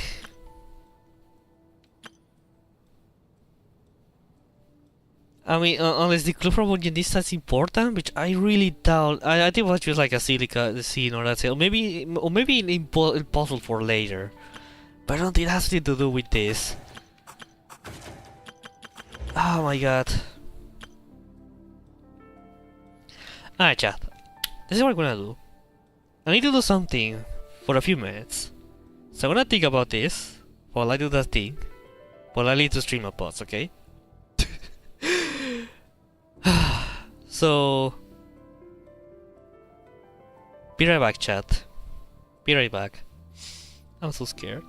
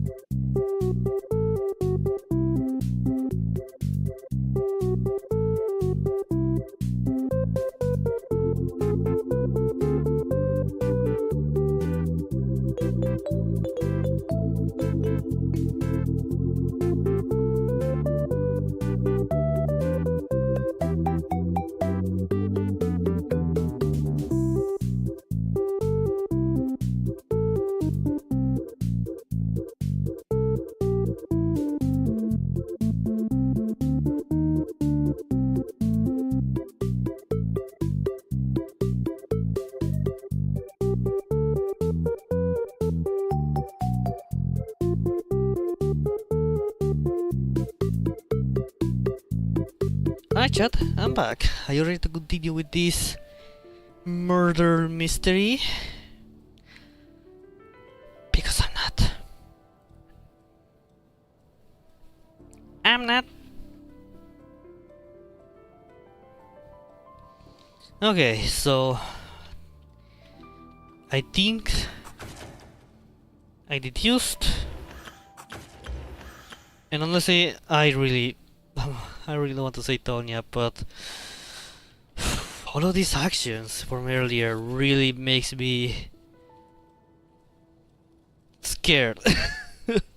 Suspect a lot for Tonya. I don't really want, but I mean, who else? Who else can be from here? Also, Traveler, do you do that pose before in another photo? It is your signature pose. I get it now.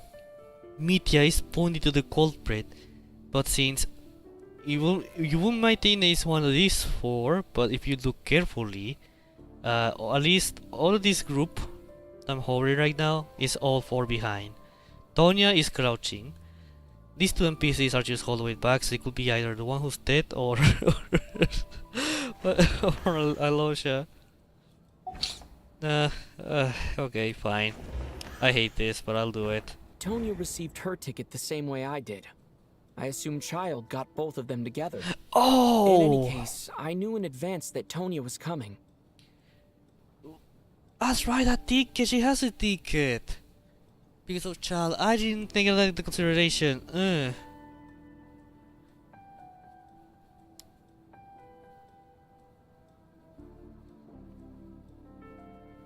It was me. Well, actually, what happened? I chose myself. I got my ticket from Child. It was all. Nah, what a joke. Nah. I won't hear you yapping. Nah. I mean, but then why she's so suspicious? Damn. I mean, I said before. True or not, I will still feel bad. Then maybe there's something else that I forgot. Other detail.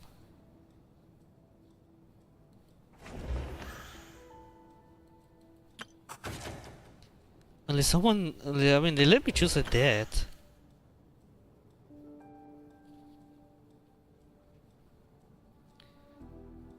No, wait, no. But I mean, I have to discard Odette and vodyanitsa and also Ghoulish and Rampana because they are staff. So it only can be Mitya, Valerie, the NPCs, and Alosha. I mean, he's very chill, right? He's very chill. I don't really see the reason to suspect Shram.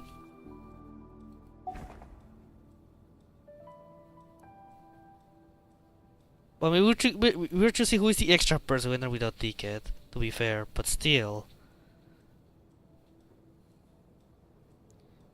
I mean, these two at least have some level of royalty, to put it away. Like, you know, they actually pay to see here, or mainly media, but Valerie may have some like special. I don't know. Maybe Alosia? No, but Alosia's part of the staff. You won't need to pay a ticket to be here, right? I'll let just the rich man, I guess. Sounds like Chuganov went to a lot of trouble. Yeah, fuck it. I don't have no idea. I don't Okay, believe sure. any of us here knew Shram before all this. If no one can verify Shram's That is a good point. identity... Damn, I didn't thought about this. Mr. Shram, did you really go through the ticket inspection to get in here? Huh? Me? Why am I being singled out, my friend? Do I seem that suspicious? I really that has nothing to do with this. He's very chill. It's not that you very... stand out as suspicious. Yeah. More that everyone else has been ruled out as trustworthy. Okay. Well, we spent the best part of 2 days together now, so I'm sure you can all tell what kind of person I am. I'm a true gentleman. I never dream of doing something like sneaking to the theater without a ticket. Yeah, I have no doubt that you're a good person. But the problem is, none of us here actually know you, so no one can say for sure that you are who you claim to be. I consider that point. I don't know why I thought that Big Chungus now. I already know him. Although, We've actually, been pretty close lately. what was it you said last night? Yeah, you're friends with that water imp, which is why you understand our primary mode of expression. Last time I checked, there were barely any of us remaining in Snezhnaya, since most of the water imps left. Could you tell me a little bit more about your friend? There's a good chance I actually know her. So you're telling me that these mercenaries actually haunts water imps? And I suppose it's also kind of a way for everyone else to get to know you a little better.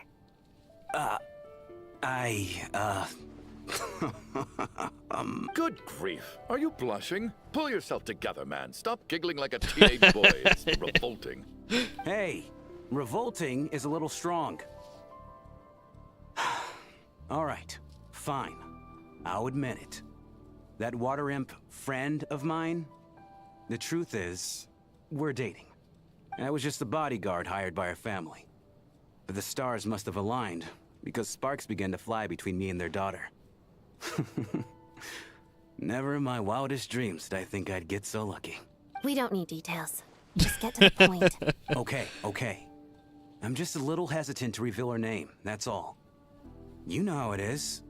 These are delicate times, even with me to protect her. If word gets out that she's dating a human, both the Fae and human factions will give her a hard time. Oh well. Really? Wait, no. That can't be. Huh?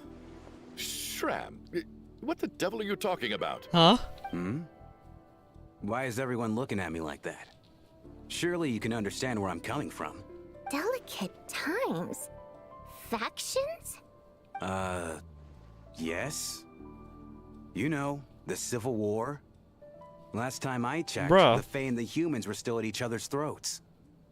Well, at least we know there was a war by this Daya, but as far as I can tell, there's any. If I'm not mistaken, the last significant civil war in Snezhnaya history was over 400, 400 years ago. years ago. When Damn. Her Majesty the Tsaritsa had just taken the throne and was consolidating her reign. Oh, so she didn't. So it's the Queen Tsaritsa didn't took the throne 500 years ago. What do you mean, 400 years ago? What's going on here? Is Shram from the past? Wait, what? All right, Mr. Mitya, you win this round. As far-fetched as it is, it appears that your theory may be correct. I'm just as amazed as you are. I didn't even believe it myself, to be honest. Is someone going to explain what's going on here? From the look on your face, you figured it out too, haven't you, Traveler? Weird time paradox. The clue for Shen's identity is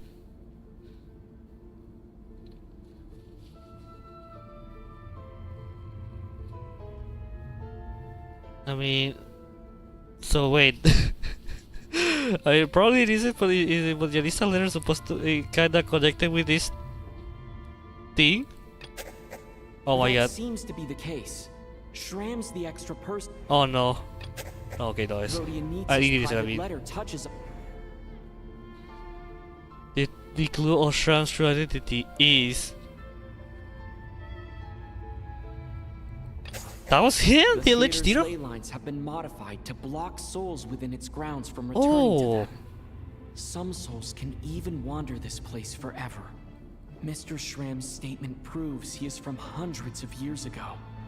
And according to the investigation report on the theater hauntings, Mr. Shram is very likely a lost soul wandering the theater. Oh, it makes sense. Why didn't I thought about this part? I was so focused on Tonya, I forgot about the ley line part. But yeah, it makes sense now, it makes sense. So, he's just chilling. The true nature of the extra person is a soul wandering the theater, the killer who hit the theater ahead of time. I personally. I wonder this one to hell. I don't think I'm that redundant.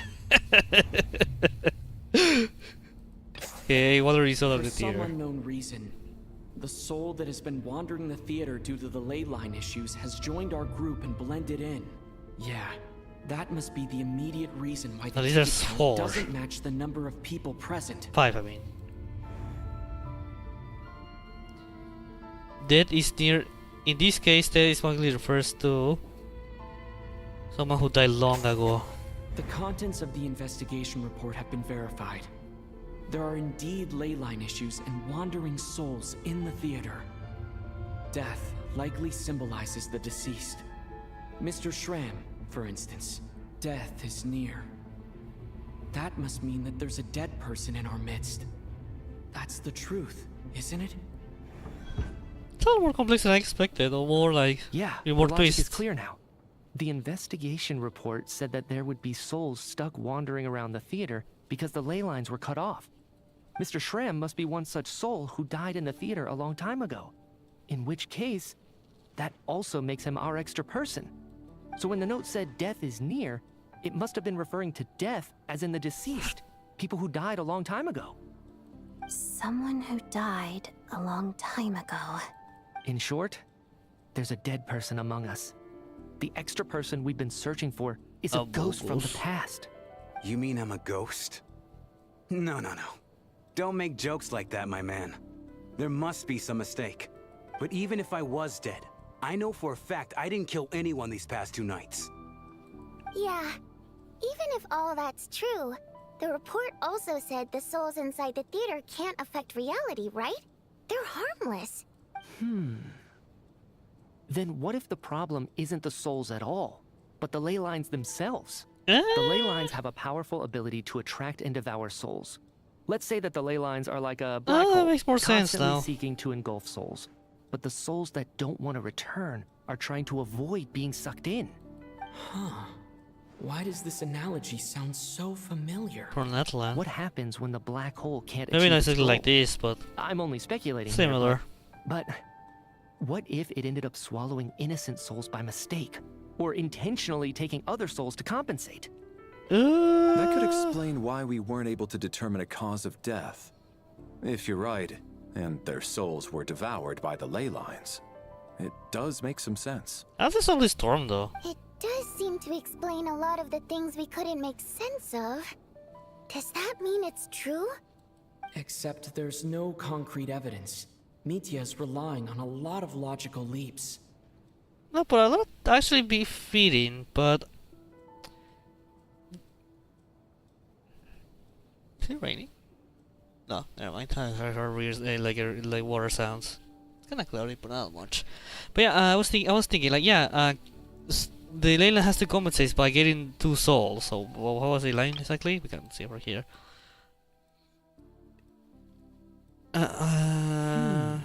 No. We don't follow innocent soul by mistake or intentionally taking other souls to compensate. I think there are 2.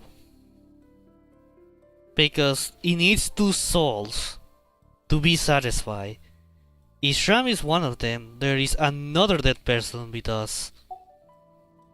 that might be Tonya. Still, it seems like the best explanation we have under the circumstances. Alright, so how could Shram not know that he's dead? Seems a little unlikely that he hasn't noticed anything unusual even after several days interacting with us. On the contrary, it's perfectly normal for a soul to wander the theater for centuries without questioning their existence or reason for being there. It's simply what's natural for them.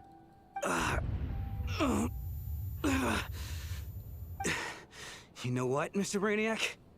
I think you might actually be right after all. I'm trying to remember and... even though my head feels like it's going to explode, I think... it's all coming back to me.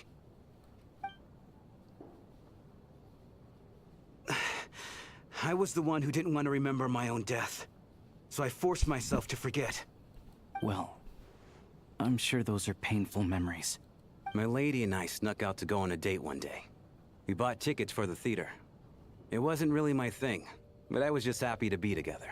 All of a sudden, a group of people burst into the theater, shouting for all the water imps to get out. Performers and audience members included. It was clear the conflict between humans and Fae had reached a boiling point. This time, the extremists were even coming after the water imps who had nothing to do with the war. I thought I could pull one over on them. So I took off my jacket, draped it over my lady, and tried to sneak out amid the chaos. But I got caught. They started shouting, calling me a traitor to humanity.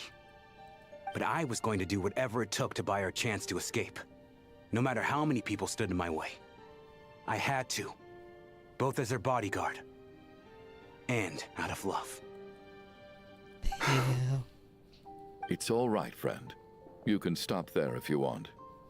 You don't need to dig all that up again. It's just... even now, I'm still struggling to accept the truth. How could I be dead? I'm sorry, everyone. Oh man. If I'd known I was a dead man walking, I wouldn't have dragged you down with me. If I'm the cause of all this death, then punish me however you see fit. But, Mr. Shrim... I mean, I don't know how exactly we can punish us all to begin with, but No. I refuse to be a burden. I know what I have to do. yeah.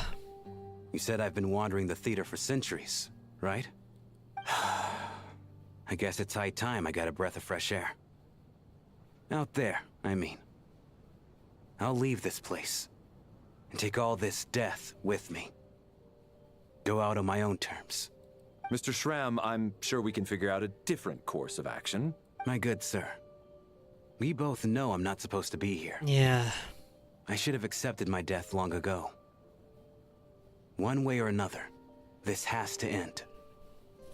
Unless you're saying this goes against another one of your military principles somehow. No, I'm speaking on a personal level this time. Oh. Let it go, man. Oh, wait. One last thing. Miss Water Imp. My lover. Her name was Litia. Litia Ozarova. Is that her mother? Do you know what happened to her? Ozarova. That's her aunt. Auntie Ozarova. That's what we all called her. I remember her as a very kind elder. She had a bunch of kids, too. Is he the father? I'm so I glad doubt she it, but survived. And she had lots of kids? Good. That's... good. I could hardly expect her to stay single just because of what happened to me, right? yeah. As long as she went on to be happy. That's all that matters. Yeah. Besides, Don't worry, man. I'm dead. My soul's been wandering around here for so long because I was worried about her. But now, I can go without regret. There's no need to see me off, my friends. I've enjoyed our time together over these past few days. Perhaps we'll meet again in the next life. Goodbye, Shram. Rest in peace. For once. Take care, my man. I knew Mr. Shram was already dead, but I still feel so sad. Death is cruel, no matter how we might try to make sense of it. So, was the conflict between Fae and humans really that bad back then? I was only little, so I don't remember much. It's terrible to think that so many innocent people had their lives turned upside down. Even the historical records about that time period don't say much about it. All people know is that the Tsaritsa founded the Fatui, drove out most of the Fae aristocracy without explanation, then used her terrifying power to suppress the humans. It seems to me like the Tsaritsa chose to make herself the enemy. She downplayed the conflict, directing whatever animosity both sides had for each other at herself instead. That's also why, despite how brutal the conflict was at the time, there hasn't been much lingering tension between humans and Fae since. Things have been fairly harmonious for the past few centuries. So, the Tsaritsa banished the Fae to protect the Fae living in the city? She offered herself up to be hated in exchange for peace. Maybe it's not quite as bad as it sounds. Wow. I don't think Her Majesty is too concerned if mortals hate her or not. And besides, there are very few who truly do. Besides, most humans are already dead from that era. All this time, I had no idea. Alright, if Mitya's theory is correct, then I think we can consider this matter settled. No. Let's all take a break. I think there's a remaining soul. Ugh, if only this blasted storm wasn't still raging on. As I don't know if that will solve the storm problem, but still. He's only needed 2 people. Twice. The 2 times this storm happened. Okay, but definitely Toya cannot be, right? She has been alive this whole time. I mean, Chal knows it. She will be able to leave the theater. I mean, it is true that she's the only one we haven't seen outside the theater. But still, that would make sense because of Child. What you doing, Chogunov? I know you end up having a liking for Shram. I was actually planning on hiring him as my bodyguard after we got out of here, you know. Oh, poor guy. That sounds too sad for him, even though you were. At least the lingering regret that kept him here has been put to rest. That's not necessarily a bad thing. That's a good thing, though. He finally getting his proper rest. Well, at least The information. Sorry. Well, at least it seems like Mr. Shram stayed optimistic until the end. The information he revealed. It's given me a lot to think about. I don't remember too much about the vodyanitsas later, but yeah, she was here to be very angry, having to be displaced from her mother in the place where she used to live.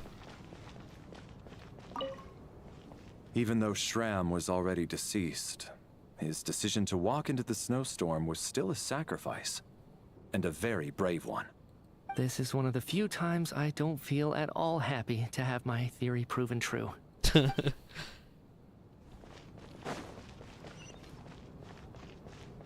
only enough theories were like this. And you know what? Fuck it, Delta Rune theories too. Sorry, I need some fire.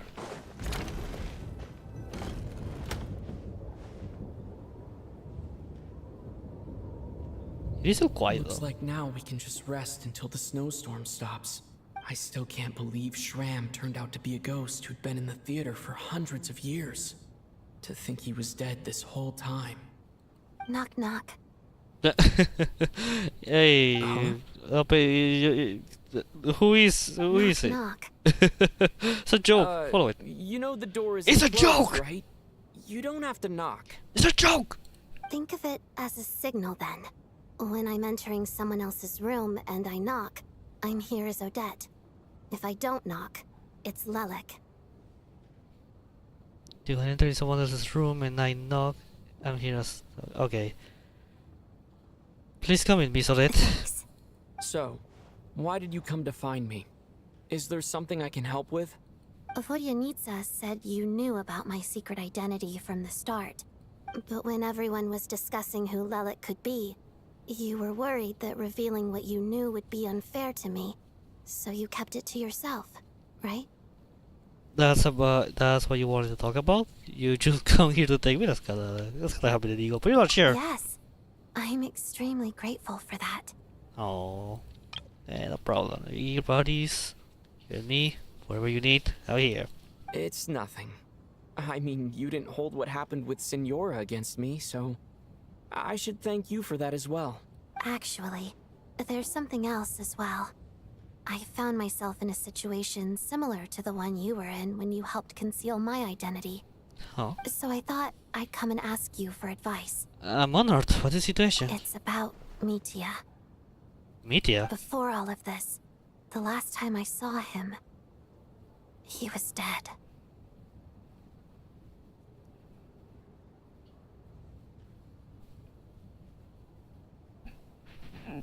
What?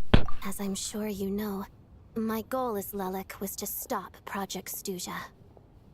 Oh, holy shit, there's a lot of wind. There's something like, wait, what was the noise? But now it's just the wind moving things at high speed and hitting stuff. I gotta be scared. Well, when I found out the tech lead for the experiment behind Project Stuja was Mitya, I immediately started planning to track him down and threaten him to back out. I often saw him around the theater, but I soon concluded that making my move there would risk exposing my identity. So I decided to infiltrate the Armory Palace and go directly to his lab. That way, the threat would be much more effective. Now, must be basically the most classified places in Snaya. If you manage to infiltrate it, you really do have what it takes to be a Harbinger. Well, I suppose there was a bit of luck involved. But I am a Fatus, so I already had some familiarity with the building's layout. But when I finally made it to his lab, Mitya seemed to be dead. How did you know? Are you sure he was just dozing I off? checked his breathing and his pulse. Oh, fuck. He had no vital signs whatsoever. I'm certain of that. So he's a second I ghost. thought maybe another anti-Project Stuja activist had beaten me to it, and chosen a much more brutal method. So I made myself scarce. That's why you were so on guard around Mitya that first night here. Yeah, I remember that. I forgot. Yes. When I saw him sitting in the audience during the performance, I could barely contain the shock. To me, it was a miracle. Somehow, he'd come back from the dead. But then, the murder started happening and things got so complicated that it wasn't really at the front of my mind. That is, until Mitya himself said there must be a dead person among us. Then, I couldn't ignore it any longer. I really cannot stop saying Abus, I'm so sorry. And yet, you thought that bringing it up right away would single Mitya out. Just like when everyone was suspecting Lelik. Exactly. I thought there could be something I was missing. Besides, we soon figured out that Mr. Schramm was a ghost. And we knew there was only one extra person. So we thought he had to be the one. But now, it seems like there's another candidate. I understand why you kept it to yourself. There was so much information being thrown around during that discussion. Bringing up Mitya would have just introduced more confusion. So, what do you think we should do? Properly kill him. Let me confirm one thing first. When was it that you found Mitya dead? That's a question because I was thinking it happened before he met with Vodyanitsa or after? Around a week ago. Sometime in the afternoon. So it was before. A week ago? That's earlier than I thought. I saw him just a few days ago at a restaurant. That definitely would have been after you found him dead. He seemed completely normal to me. Chatting with Vodyanitsa, trying to avoid Valeri. So he was definitely alive on that day. Huh. Well, all I can say is I know what I saw. Here's a thought. The reason we even suspected a dead person could be among us was because of the problem with the theater's ley lines. but Mitia's death happened inside the Armory Palace. The ley lines affecting the theater shouldn't reach that far. And also he went to a restaurant, so definitely he wasn't restricted in my movement or being stuck in somewhere. You're right. I guess he doesn't fit the profile of the person we were searching for. I think the chances of it being him are very low. Surely he can't have died for real in the Armory Palace. Unless... Unless what? Unless he really did come back from the dead. You're right. Do you think we need to disclose this to the others? Huh, what's this? A private meet and greet? Of course. If I actually think I need to combine of this game, no, I don't really want this. To be fair, we left the door open. That's not what's going on here. Well, I was just making the rounds. Thought I'd try to lighten the mood a bit. Vodyanitsa's handing out food if you're hungry. Yeah, sure, let's see it. Well, the snow's still going. Hey, can we get a third ending where we die because of the storm? No, okay. It'd be funny though. It actually gave us that chance, that alternative ending, or what could be the proper first ending of this game. And so the snowstorm continued to rage, and before you know it, night falls once more. What is going on with this storm? Could it be connected to that monster that just arrived in Snezhnaya? I almost hope it is. Her Majesty the Tsaritsa left to vanquish that beast herself. We just need to wait for her triumphant return. Do you think people still feel the cold after they die? I'm wondering about Shram. Oh, maybe we should have given him a coat before he went out there. Death itself is cold, isn't it? I'm sure the storm will embrace him. Well, I hope he has a safe journey. I'm going to miss him, I think. It's not like we can blame him for Rampana and Kulish's deaths. Thinking back on it, we barely made it out alive ourselves. Once we get out of here, how are we going to explain what happened to their families? That is a good question.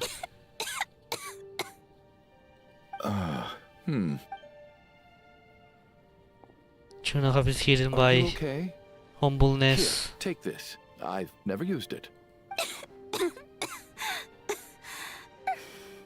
Thanks. Look who's Mr. Nice Guy all of a sudden. Is it because Tonya stood up for you this morning? At least you know how to return a favor. Yeah, without Tonya, who knows how badly he would have been hurt. I told you already, I never intended to resort to violence. Yeah, look like that. Bunch of rascals. Little girl? I was rather surprised when you spoke up for me this morning. I didn't think I had many admirers here, so, thank you. I don't think she admires you. Oh, no need to thank me. I said some bad stuff about you too. So I should feel I need to apologize to Tonya. As this is trying to her, but too embarrassed to admit it, but you remind me a lot of my daughter. So kind to everyone, but never lets her old man off the hook.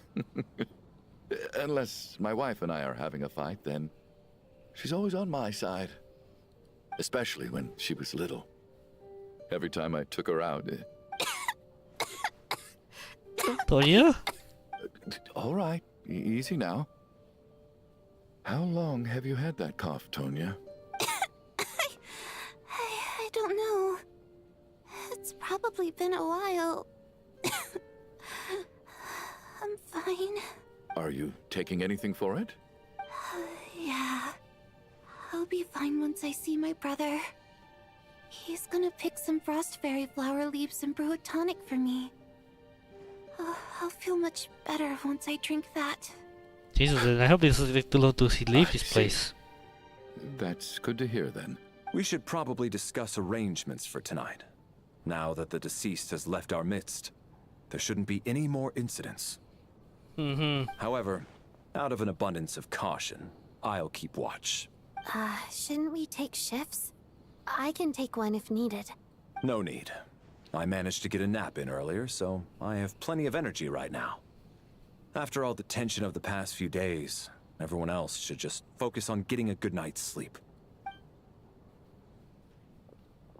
No torture hasn't in it. What a long day. This whole situation turned out to be way more complicated than I expected. But Valeri's right. I should just try to calm down and get some rest. The last thing I want is to give myself nightmares. Yeah, this is the moment where Big Beast. Yeah. He's awake! Get over here, you big lug, and take a look! Yep, he's next to If you must die. call me something, call me Mr. Door. The Black Mist is coming. You need to go. Wait, but... Oh, Mr. Door, what? What? We were still... You were not asleep. Where are we? Black Mist? I haven't heard of that before. Are you alright? Can you walk? We just got attacked by monsters on our way up. That Mr. Door fellow protected us. He just seemed to come out of nowhere. Not much of a talker, but when it comes to taking down monsters, that man doesn't hold back. Curses!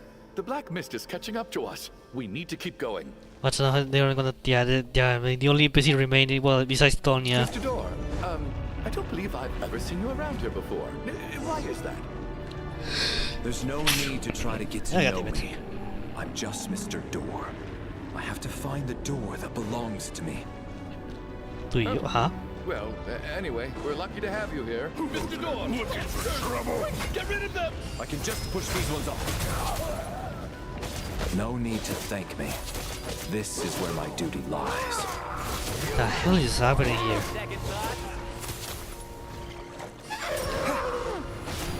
Now that one soul has returned, now they're still the missing soul, like they're... Ow. Ow. Okay, I'm watching it, like, what the hell? Oh yeah, I didn't realize I can use Valerie. But... I didn't even notice I can use Valerie. Honestly, I really deserve this. Looking for trouble!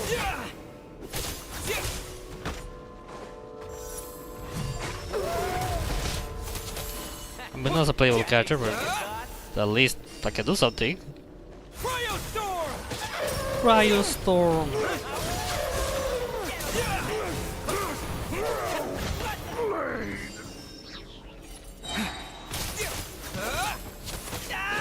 Get out of here!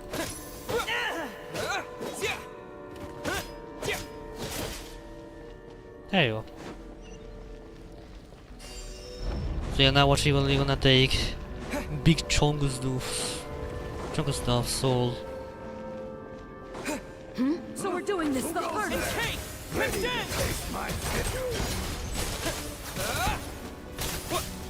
This is gonna be so funny. Not really, but yeah. Remarkable work, Mr. Door. If I had your muscles, I'd do the same. I mean, he looks optimistic though, so maybe he's gonna be fine. Maybe, I hope. Are none of these doors the one you're looking for? No. The door above? No, okay.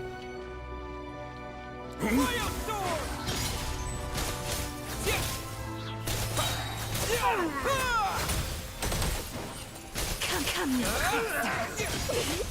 impossible. We'll say come.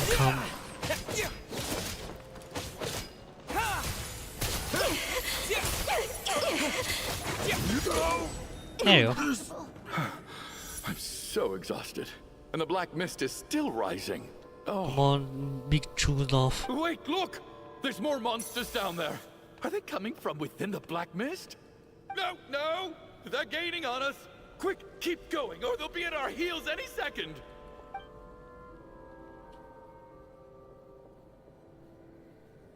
Mr. Door, what are you doing? We need to get out of here. They're coming! Found it. The door? This is my door. What? You mean you're going to stay here? I am a door. This is where my duty lies. So he meant up a door for closing, not for opening. No! You saved us. We can't leave you behind. Wait, so Valeri's gonna die? Keep going. A door can only keep things out for so long. Valerie, You must make haste. But... Oh, you're right. Let's go. We can't let Mr. Door's sacrifice be in vain.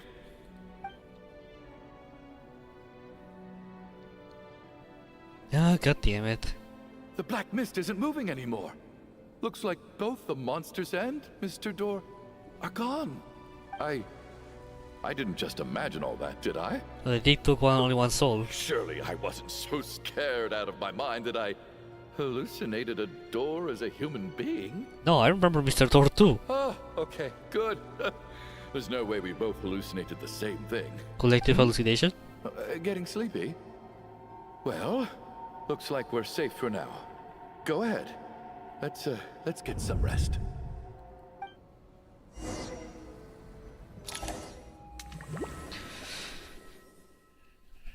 Now this is the moment where Mitya's going to revive him, isn't it? What time is it? Is it morning? I think I had a nightmare. I guess everyone's still asleep? These past 2 days have been exhausting. Valeri's keeping watch though, so he's probably the only one awake. Valeri?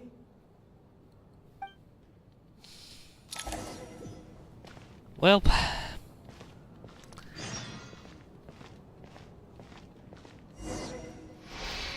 He looks as calm and composed as ever. Even now, he sees there's the project he couldn't shoulder. Yet around him, time seems to stand still, as if the gods, in their mercy, finally granted him a moment of respite. Wake up! Everyone needs to wake up! Well, they actually killed a playable character, okay.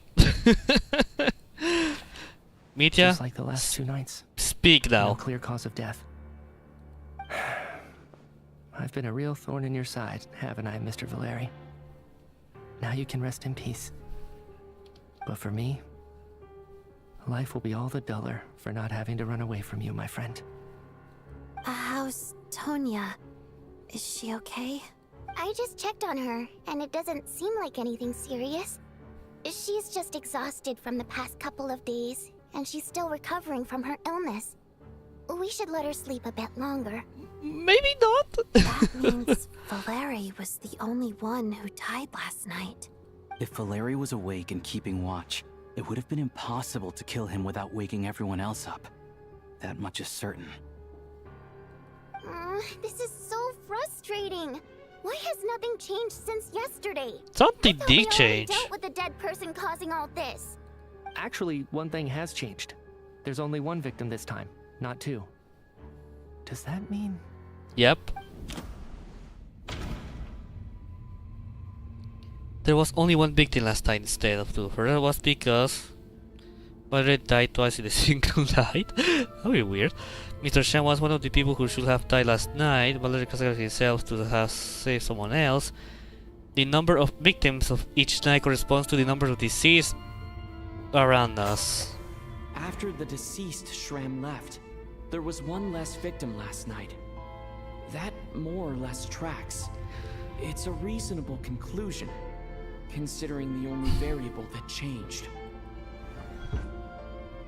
The number of people who die each night is equivalent to the number of dead among us. That's your theory, right? Among us? Exactly. We identified Mr. Shram, and the night after he left, the death toll dropped from 2 to 1. By that logic, there must be one more dead person left among us. That's you! Another one? But there was only one person unaccounted for in the ticket checks, right? The head count should match up now. Confess. Having an extra person was definitely a cause for alarm, but being one person short isn't nearly as unusual. Someone could have left in the middle of the show, or made it out before the storm hit. One more dead person among us. If Mitya's theory is right, then what Odette told me seems a lot more relevant. It's just, at the time, we had no reason to think there was more than one dead person. If only we'd taken it more seriously as a possibility, maybe this could have been avoided.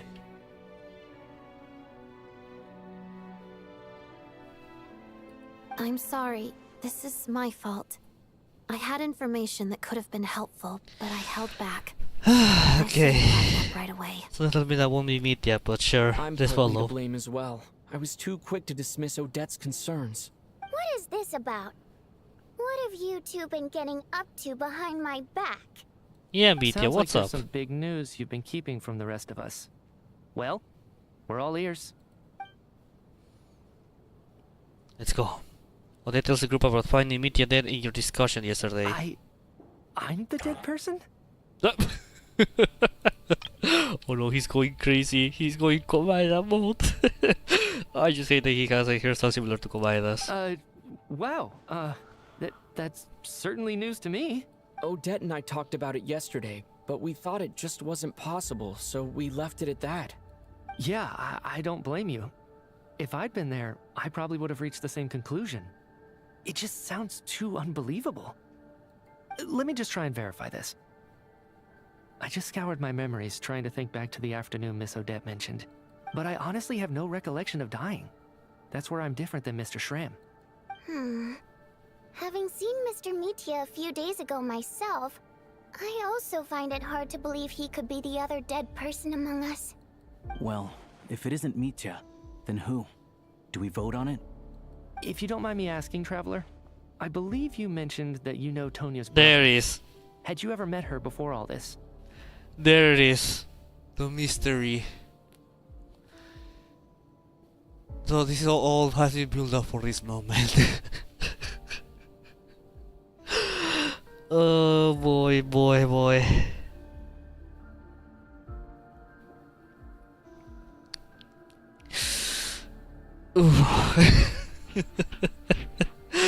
Either Tonya recently died and child didn't catch it up yet?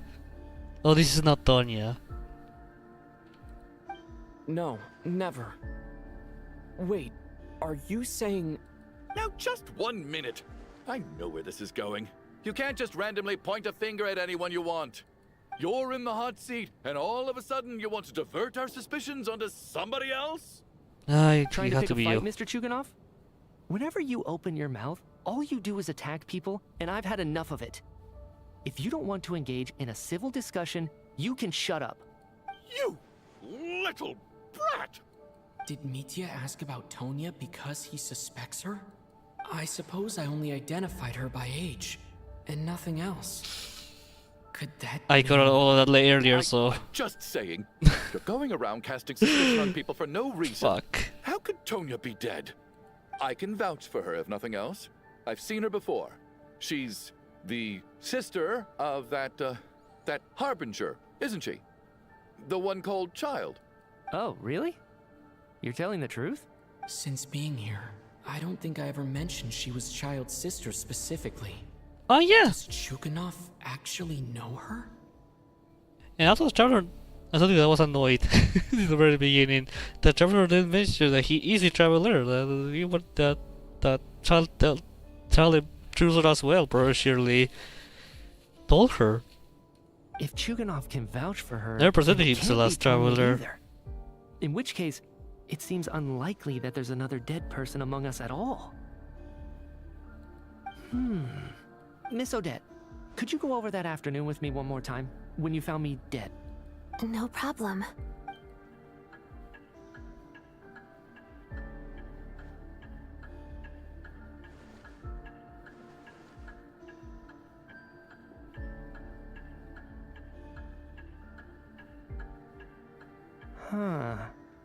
No matter how hard I try, I just can't remember anything about dying.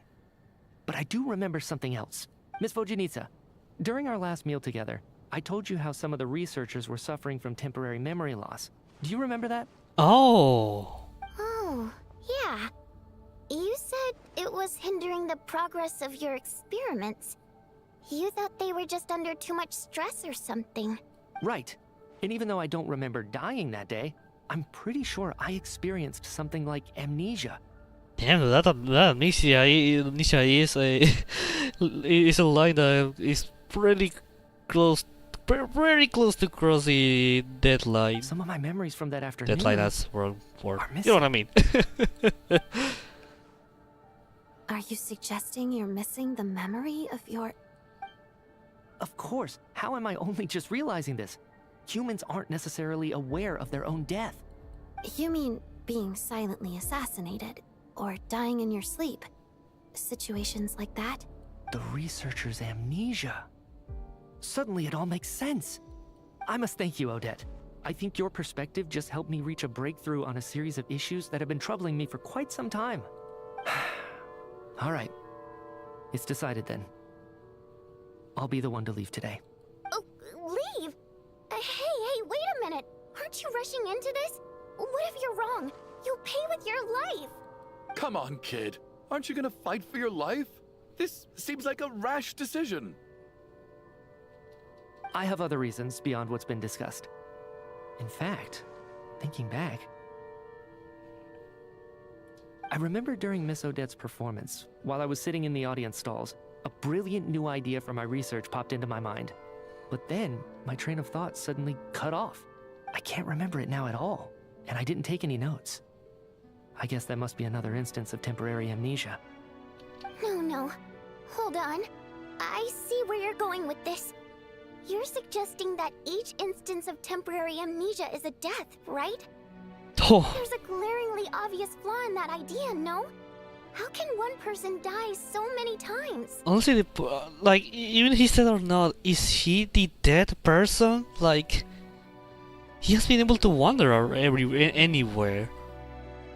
So, it's not like he can just go to the lane. He should be able to go to the ley lines. I believe Miss Odette's account. During the period where my memory is blank, I must have been either dead or in a similar state. All it would take is for the same thing to happen in the theater, and I would come under the effect of the ley lines in this vicinity. This increases the likelihood of me being the deceased, does it not? But... There's no evidence to suggest that anyone other than me is a candidate for the deceased. So allow me, as a scientist, to treat this as an experiment. Please relax, everyone. I don't think things are as bad as they may seem. If I really am the deceased, then to leave the theater will be a relief for me. If, on the other hand, I'm still alive right now, well, apparently you've all witnessed my resurrection recently anyway. Who's to say I won't return from the dead again this time? We'll see. He's right. This is the only thing we can try right now. I think he's deliberately downplaying the gravity of the situation, though. What is a scientist if not someone who gambles on experiment after experiment in an attempt to obtain the truth? He's a gambler. With this snowstorm, the ley line phenomenon, ghosts of the dead, and my amnesia, we've been paralyzed by not knowing and powerless to do anything about it. It's a terrible feeling. But if I do get resurrected, you can be sure that I'll come back with the truth of all this. Just you wait. It really shares a lot of traits with Nagito Komada. I really hate this. Goodbye. Goodbye, Scarf. Goodbye, Mitya Komada. As night falls, the theater is filled with a heavy silence. More than half of the group is gone since the first night here. Beyond the loop. Oh,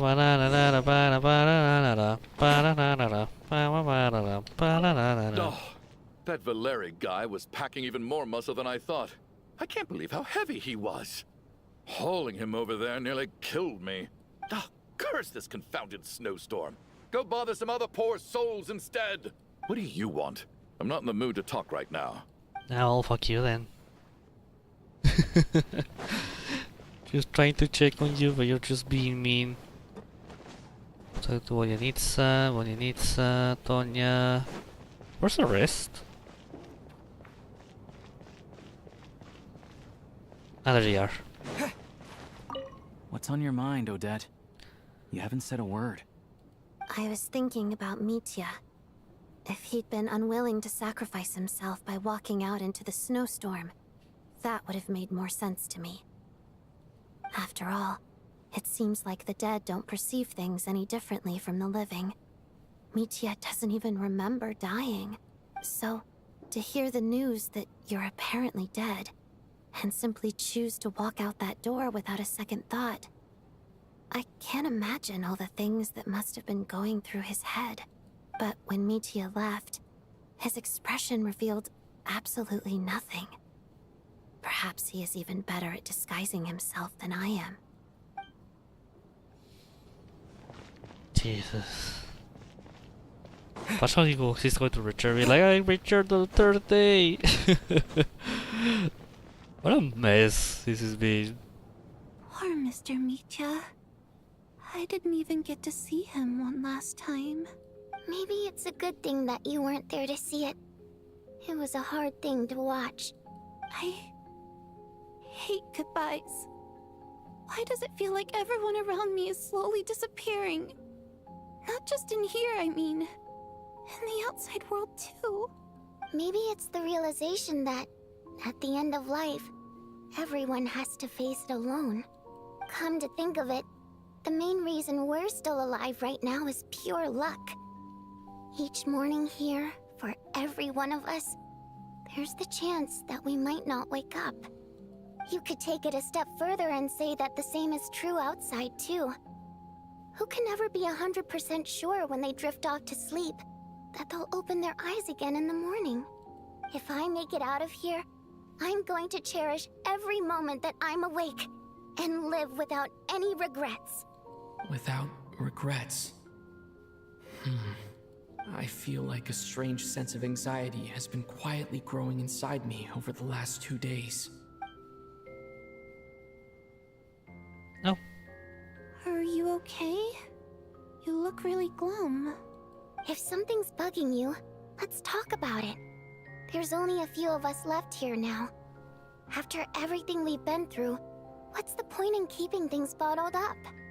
I have a travel companion named Paimon. Alosha and Odette have met her before. She's been feeling unwell recently. You're worried about her, aren't you? That makes sense. We've been trapped in here for days. To be honest, I used to feel like I was just a spectator in this world, watching everything that happens from the sidelines. Maybe it's because I'm a descender. I mean, it's true that you have been spectators at a lot of moments, but also you intervene a lot. Don't lie. A descender? But with Paimon by my side, over time, I slowly felt my connection to this world growing stronger. She loves eating, sleeping, and having fun, but she's also a great guide. It's her authenticity that makes this whole world feel more real for me. Over the last few days that we've been apart, I've often caught myself wondering, what would Paimon say if she were here right now? Paimon jump scare. But by the time I snap out of it, the conversation has already moved on, and I'm still in my own little world. I'm trying to overcome this sense of detachment, but I really miss Paimon. Aww. I guess, in a way, she means the whole world to me. Damn. I bet she misses you when you're not there as well. Maybe you're her entire world too. I was supposed to hate Paimon. That's supposed to be my funny side, my funny hatred. Oh, god damn it. I don't know if this will make you feel any better, but back when the water imps left Snezhnograd in droves, I also felt like the whole world was suddenly empty. I could be surrounded by people all smiling and having fun, and still feel completely separate from it. So, I totally understand how you feel. Later on, I started to think, maybe accepting the fact that our loved ones won't always be with us is something that takes a lifetime. All we can do is cherish their companionship from moment to moment. What's the way that we're gonna be separated from Paimon at one point, isn't it? Once we get out of here, you better hurry back to our side as fast as you can. You can't let your story end in regret. That's the trope I hate the most. Thank you. That's exactly what I needed to hear. But vodyanitsa, if you hate goodbyes too, why didn't you leave with your people? That's just the choice I made. I used to regret it, but I don't anymore. Like I said before, singing is a water imp's primary mode of expression. It's how we convey our emotions. Our songs have echoed through this theater for hundreds of years. each one a story pieced together through moments of joy and sorrow. But does a story exist without someone to read it? To me, the answer is no. So I made the choice to stay. That way, there would still be someone left to sing these songs and listen to their stories. Otherwise, they could have been lost forever. Could you teach me how to understand your people's songs sometime? Oh. I want to be able to truly hear them, like Mr. Shram. A fan after my own heart. Thank you, Tonya. How about I sing something for you, and you tell me what you hear? Okay, I'll do my best. Take the stage.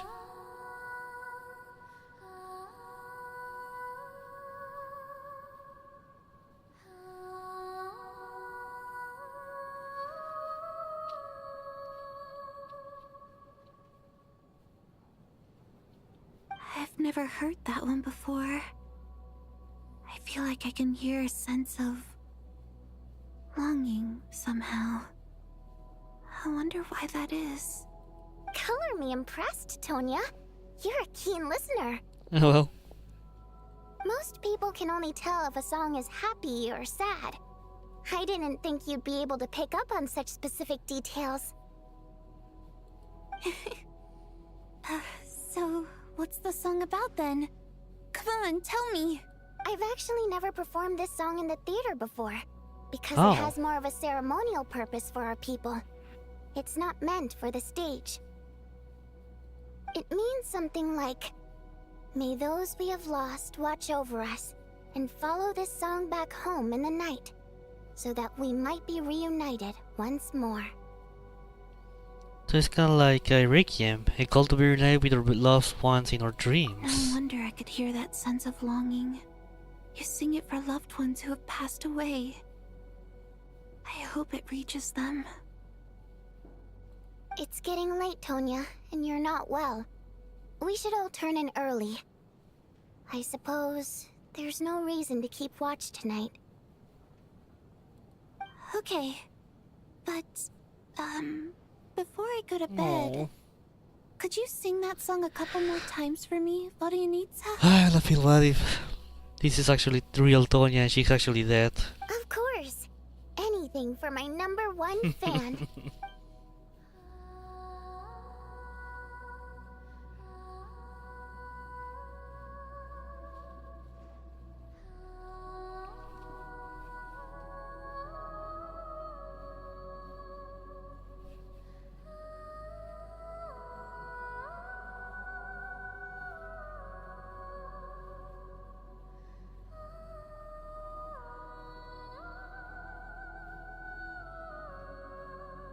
Once I get out of here, I definitely don't plan on ever coming back.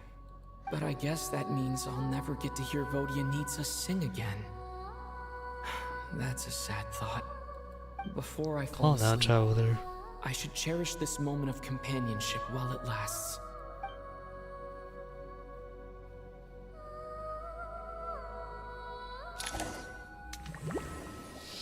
God damn it! We knew it. Everyone knew it. Where am I? Oh wait, it's a different place. It's so dark in here. Okay, so the stream should be back. Everything should be back now. Yeah, okay. Alright, maybe after that restart stream should be working back to normal. Okay, so let's proceed now with this spooky moment. So, can I remove this? No, it's fine.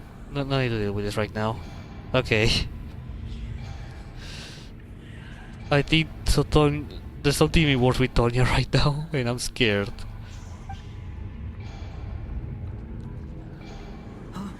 What was that noise?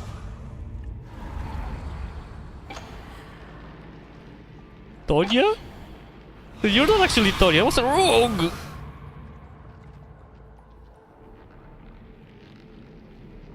Return, O spirits. Fulfill your oath of protection. Oh, Nitsa. Nitsa, I mean.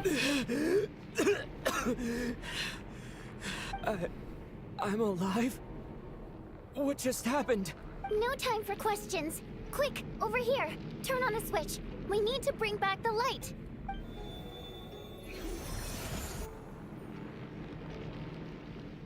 All right, we're safe. The spirit just now is called Night Prayer. The light subdues her, but she'll attack without a second thought in the dark. Is she a ghost? Sort of. I know it's hard, but you can't let this place go dark, or she'll kill you again. Did I just really die? Yep. Luckily, I was here to resurrect you. Otherwise, that'd have been a real bummer. A bit more than a bummer, I'd say. Yeah. And also, yeah. You have the ability to resurrect people? Sure I do. I'm your guardian spirit after all. Huh? I specialize in soul recall. Oh, it's nice to meet you, by the way. So it's kind of like a weird soul once again. Thanks. It's nice to meet you too. Okay, it's kind of like a dream, but different. Like the same way we. It's kind of like. Mist is already Okay. catching up. We Okay, need to okay. avoid it at night prayer at all costs. Come on, let's go. We need to reach the next switch before the place gets too dark. If we bring the light back, night prayer won't be able to get to us. Okay, so it's pretty much like last time, but this is a bit more different. Sweet light, it's back. We're in a different place. Oh god. It's night prayer. We need to move quick, but don't let her notice you. Look out! Ah, she's walking. She'll never catch.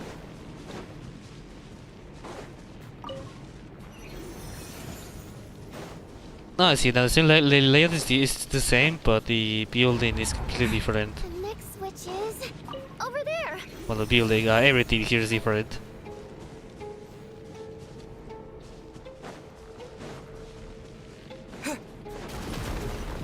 Oh fuck! Oh.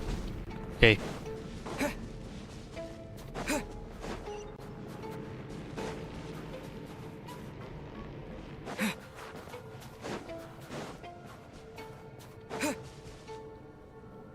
What? Oh.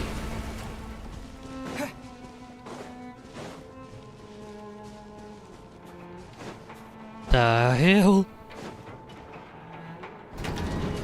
Oh shit. Oh fuck, what is happening now? Like, yeah, we are back in pretty much the same dream. This can't be the only path. Let's head up there and take a look. Oh wow, right? We'll be fine. Switch is just up ahead. Hurry!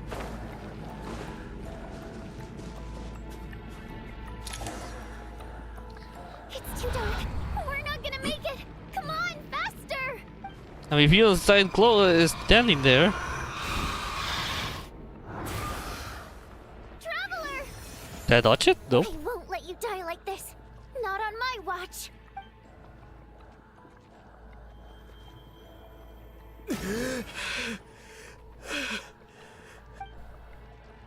Even though it's not permanent, dying is definitely not a pleasant experience. Great. You're back. Yeah, thanks to you. Time for you to get out of here. Quick, before the light runs out. What about you? You're not coming with me? I can't. I've already been used up. Oh, I don't like that word. Oh, words. I mean, oh, that brings. Oh no. Oh, this is so Delta. Oh yeah, Delta rule. Used up? A guardian spirit's skills are finite. I can only resurrect someone so many times. I might not look any different, but my essence has been exhausted. Now, I will slowly start to fade away. I can go no further. The black mist is where I belong. It's okay. Please, no, not that one. Why didn't you tell me sooner? Because it wouldn't have changed anything. That knowledge would have just burdened you. And a guardian spirit's role is to protect. But... Go. Now, before it's too late. I already hear night prayer approaching. No. Just be my favorite little cast.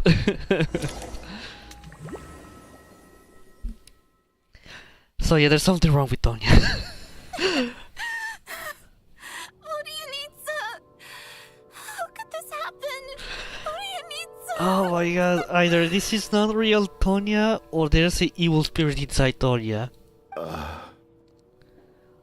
Well, I guess there's no need to inspect the body.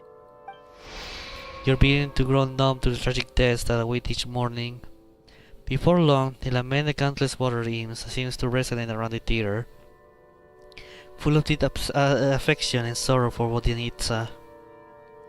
Your emotions begin to respond in kind, leaving a heavy feeling in your chest. If only he remembers everything! Supposed to happen. You lied to us, didn't you, Chuganov? You've been lying from the start. Take a long, hard look at yourself before you go around accusing other people.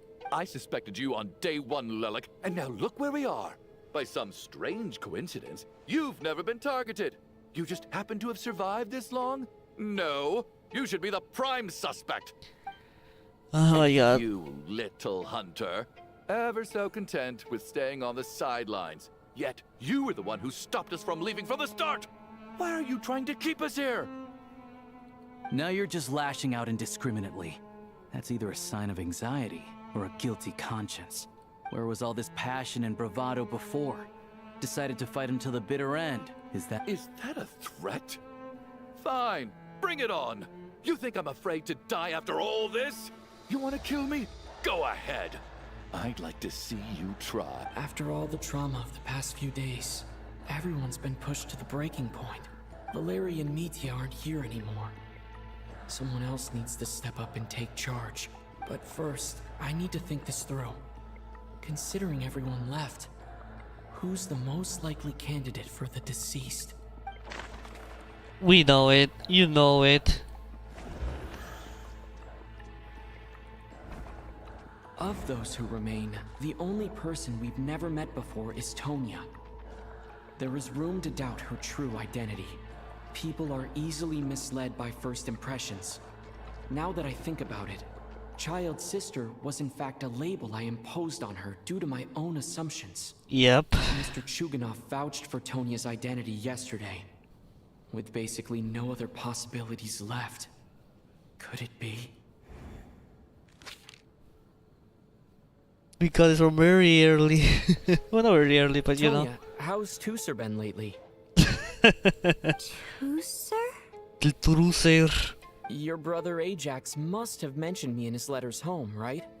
Did he say anything about a blonde traveler? No.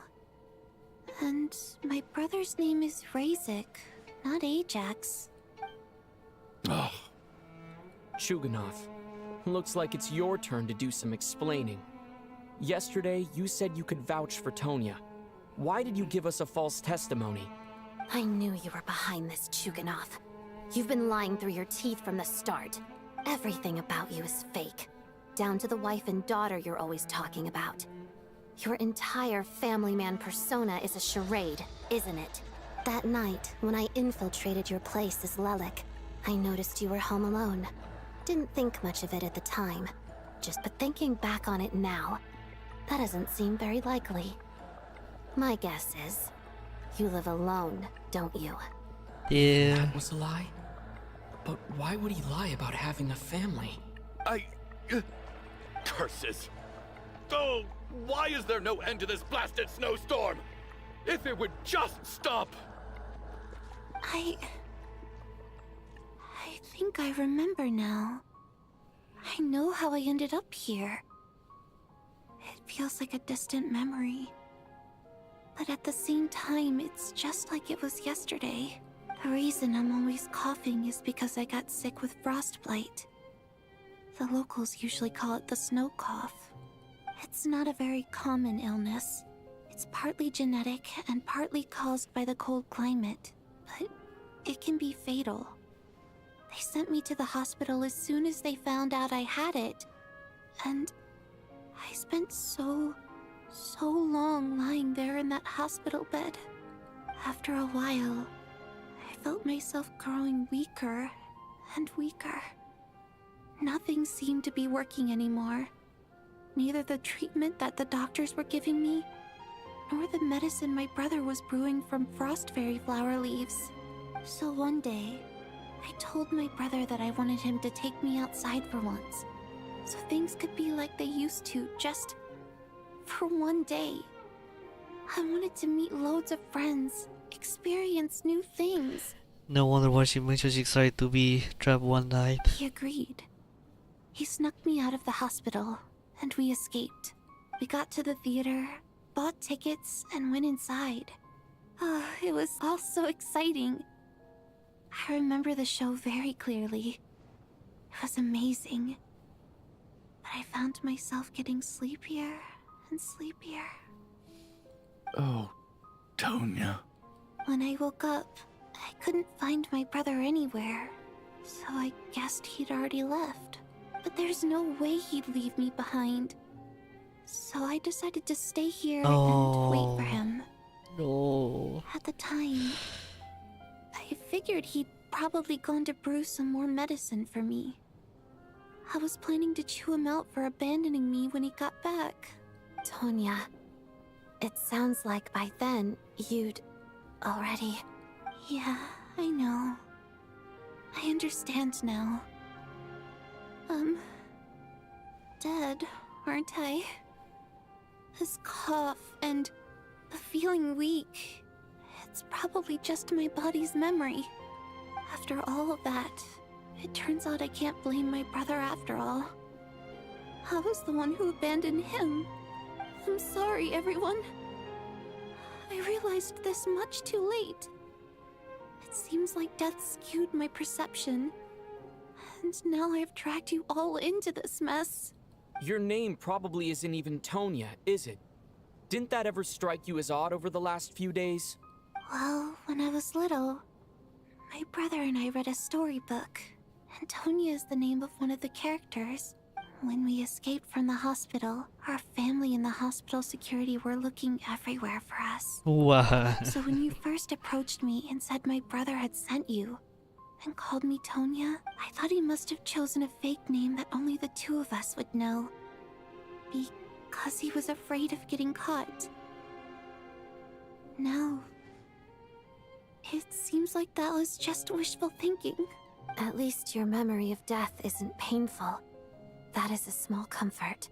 Now it's your turn, Chuganov. Talk to us. I believe no lie is ever told without a reason. You're right. I was lying. I happen to know that the Harbinger child and his sister Tonya managed to get tickets, so I lied to you and pretended I knew them. And yes, I was lying about my family too.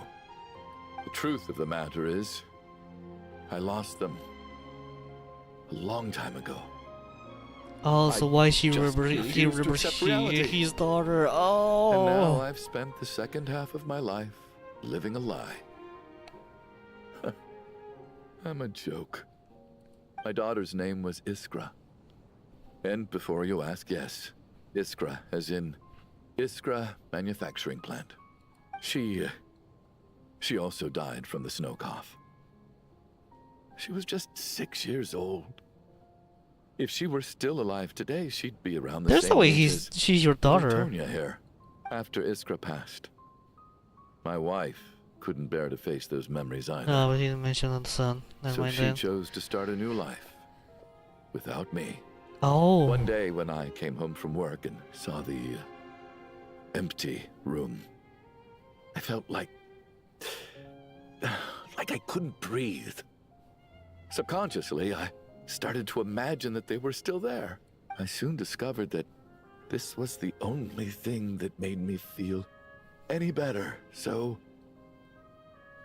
I just embraced the delusion. Nothing more than a pathetic means of escapism, I know. But at least it's not a crime. So explain your false testimony then. The night before last, when I was chatting with Tonya, she mentioned that her brother would brew medicine for her from frost fairy flower leaves. Combined with her various symptoms, I suddenly understood everything, including the fact that she was deceased. The snow cough used to be an incurable illness. I would pick frost fairy flower leaves to brew medicine for Iskra too. It took hours and hours on the stove. But the year after my daughter passed away, the jester of the Fatui announced that a cure for frost blight, also known as the snow cough, had finally been developed. It turned out that all previous treatments were completely ineffective. No better than random concoctions. That was the final straw for me. I just couldn't take it anymore. Just one more year. One more year, and everything would have been okay. I really cannot imagine having to lose someone just when shortly a cure for that illness is found. Like, it has to be... Oof. Oh, it really should hit. It really must hit you like a truck. Holy. So, more than anyone, I know full well that in this day and age, no one in their right mind would still be using frost flower leaves to brew medicine for the snow cough. Poor Miss Tonya, therefore, had to have been from an era when snow cough was still a terminal illness. So, you projected your daughter onto her? Even though you knew she was one of the dead? Even though you knew that protecting her could get you killed? That doesn't make any sense. You knew she was already dead. What did you hope to achieve by That's what I'm protecting her? wondering. I just don't believe in your crackpot theories. Nor do I approve of your actions. How can you just declare a living person dead and throw them out into that snowstorm? I mean, fair. Mitia's gone. My good buddy Shram's gone. And now it's Tonya's turn, isn't it? Although the media part is still confusing me. The others I can make my peace with. But little Miss Tonya, here she is, standing right in front of us, alive and breathing, and fighting her own battles. Yet you're quite happy to say she's dead? Nobody's happy for that. To live. Once this snowstorm is over, the very moment it stops, I'm going to march out that door and find someone who can fetch the very best medicine for her snow cough. I'll be damned if I'm gonna let you cast her out into the snowstorm before I have the chance to cure her. Not again. Not this time. Not when the cure is right within our grasp. I'd never be able to forgive myself. Mr. Chuganov, stop. I can't let you do this. Tonya. By the sounds of it, you've known I was dead since the night before last, right? I really liked Mr. Valeri, Mr. Mitya, and Miss vodyanitsa. And now they're all dead because of me. Also, you didn't care that the rest of us I'm died. not happy about that. The reality is, you've been trying to fight your own demons through me. But all you've really done is trap me inside your delusion along with you. And the rest... No! Listen to me. I want to save you. I do. Let her go. Well, at this point, I'm quite sure that I'm dead. I don't need to be saved. The time I got to spend with all of you is more than enough for me. Despite all the bad things that kept happening, I got to meet so many interesting people and spend so many days and nights by your side.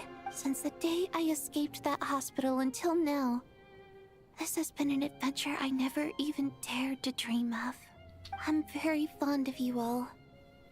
If it were only possible, I'd trade my soul to bring back the ones who died. If it meant things didn't have to end like this. And that's why I'm not fond of you at all, Mr. Chuganov. I'm sorry. It's them that you owe an apology to, sir. Not me. Well then, I suppose this is it. It's time for my adventure to end. I've caused enough trouble. You're leaving already? It's still early. Don't you want to stay a little longer? No thank you. Oh, and by the way, my name is Patashka. It was nice meeting you all. Bye, Patashka.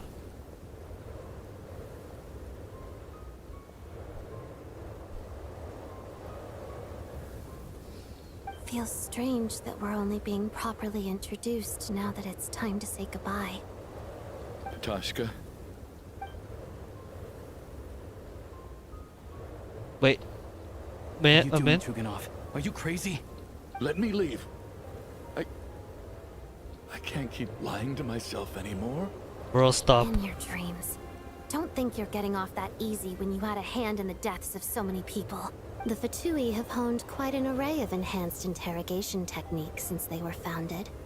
Once we're out of here, Lelik will personally give you a taste of every last one. Oh my god. The storm continues as we never stop. Night and will fall again. Nobody wants to sleep. I think we should leave. I doubt this snowstorm is ever going to stop.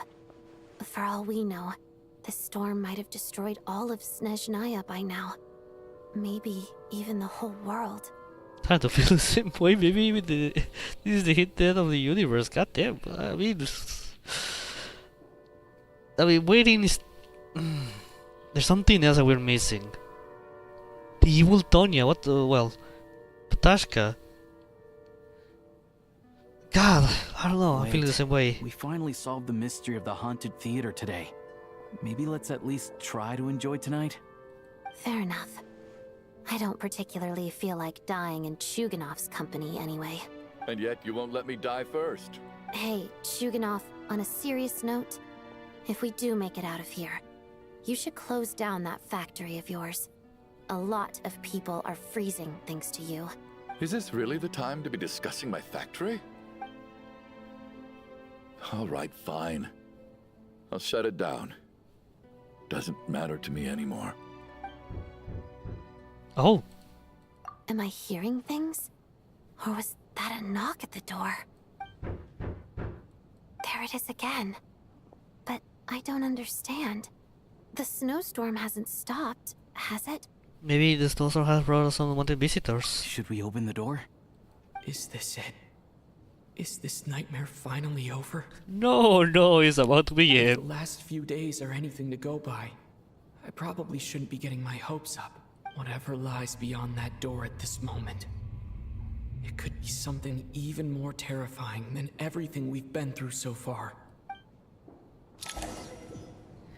Yes, but when was the last time we went through something this sad, pressuring in Genshin? I can only think of the Sansarin Sumeru, also the final judgment in Fontaine.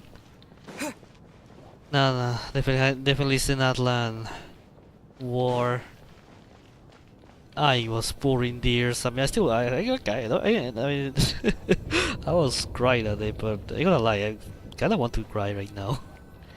Even though I'm not pouring tears right now. Mitya! So you survive, huh? Well, at least we didn't kill him on purpose.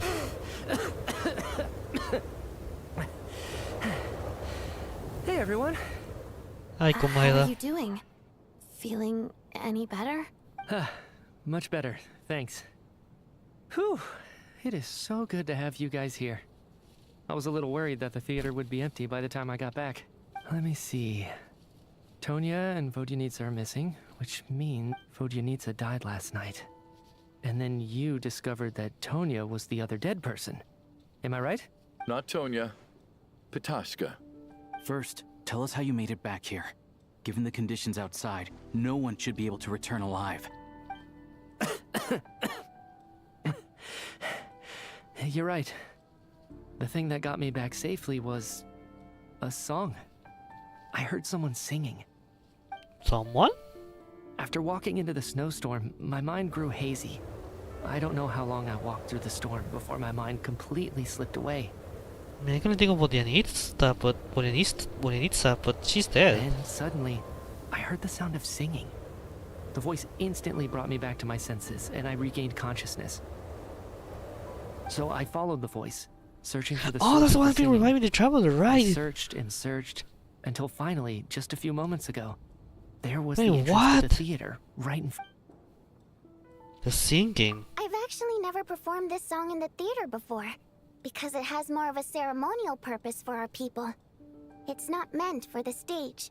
It means something like, "May those we have lost watch over us, and follow this song back home in the night, so that we might be reunited once more." That must have been Vodyanitsa's Requiem. Who knew it actually worked?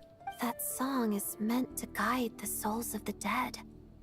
Mitya, that must mean that you... Huh. No kidding. Huh? Seemed like I guessed right then. This is what I've been so desperate to tell you about. When I first stepped out of the theater, I was still quite lucid. My memory of it is still pretty intact.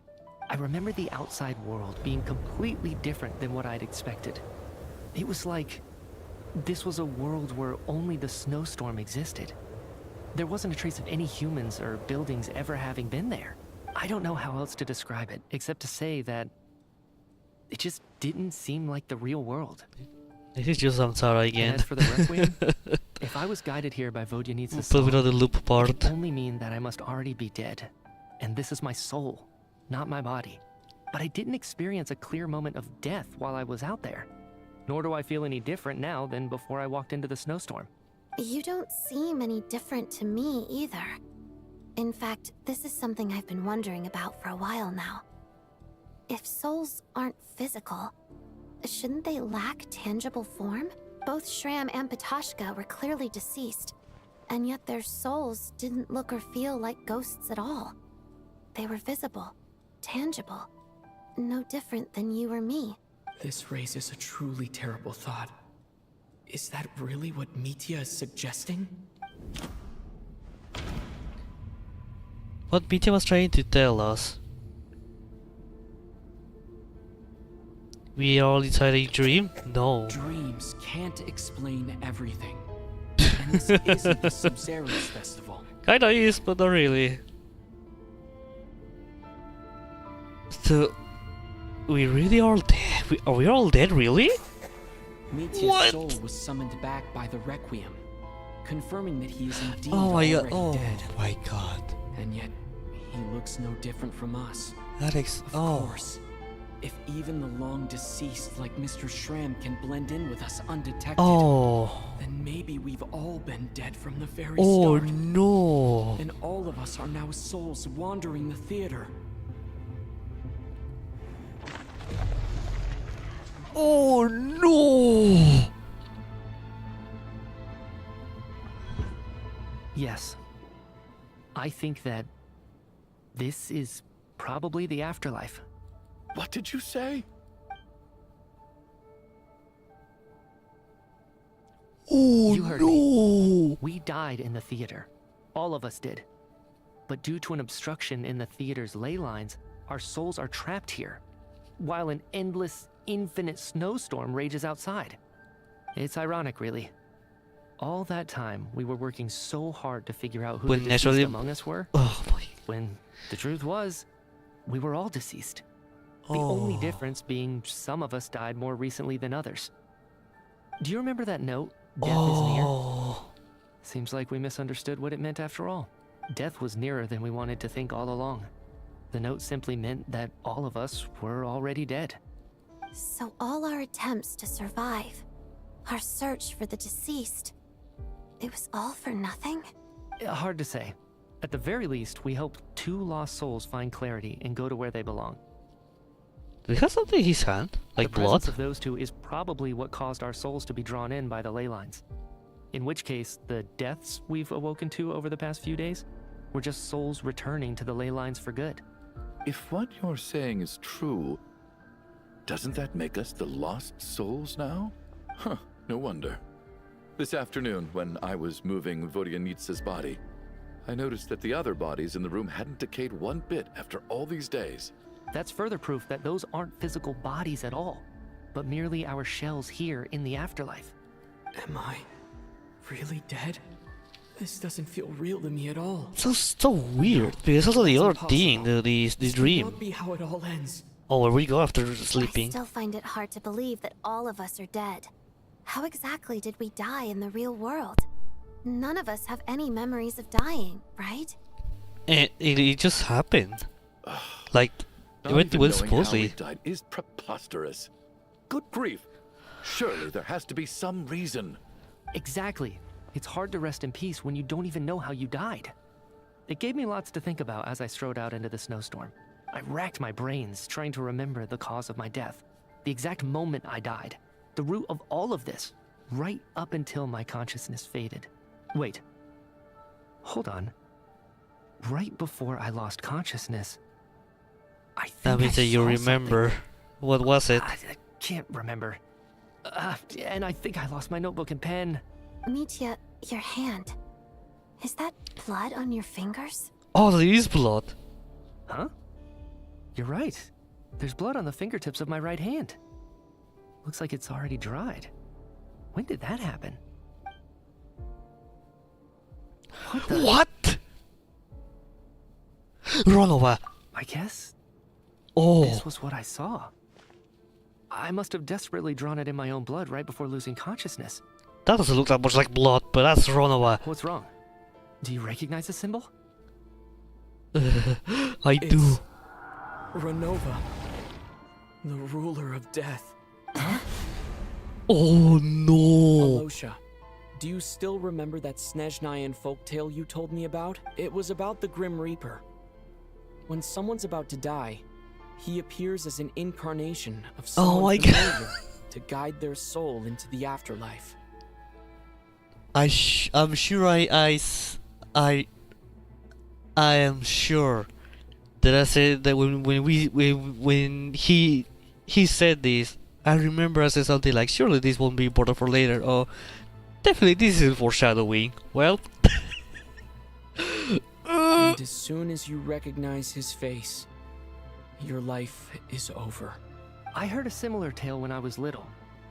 You think the Grim Reaper in this story refers to the ruler of death you mentioned?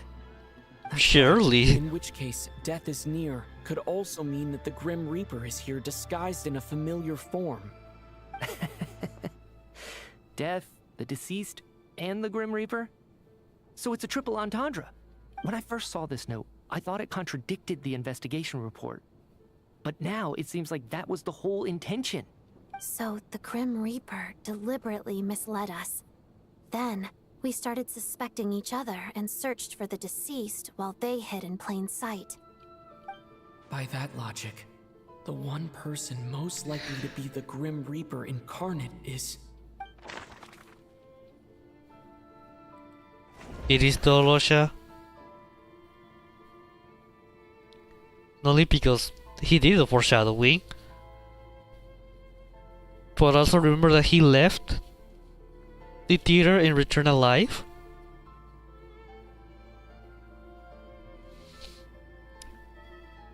That is Alosha. Oh, No doubt that's so about it. scary. It's Alosha. Yes, I know what I said. Looking back at how everyone has acted over the past few days, Alosha is most likely the Grim Reaper lurking among us. Oh Is God. it you, Alosha? You were the first to discover the investigation report, and you had plenty of time to slip the note I said inside I- to mislead us. I said about the note being placed in the moment. Oh, Alosha was there also with Mitya. Surely you can't suspect me based on that alone. What if someone else found the investigation report first, slipped the note inside, and then put it back without telling anyone? I really. Who else? There's no denying it. The note could easily have been slipped in much earlier than it was discovered. That's not all. I've also noticed that although on the surface, Valeri, Mitya, and sometimes I were the ones taking charge of the situation. Also, we take this dream into consideration. I don't think Alosha has ever appeared there. Jugosnov appeared. Even Odette. Only Alosha hasn't appeared in there in that dream. Oh, the dog is disappointed. Looking back now, Oh no. even though you didn't say much, you were always subtly guiding everyone from the sidelines. What do you mean? You were the one who emphasized how dangerous it was outside and insisted we all stay here. It was also you who suggested that we all sleep in the same place. And earlier today, you tried to convince Patashka to stay. I don't understand why, but it was out of character. So, you didn't understand my intentions, and now you're assuming the worst. Seems pretty unreasonable if you ask me. He still won't admit it. Fine. Let's see how he responds to the most damning evidence of all.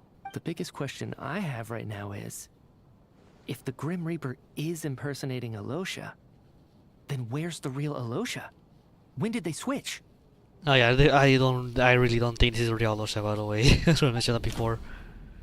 Alosha was switched out after the performance while when Mitya returned from the snowstorm.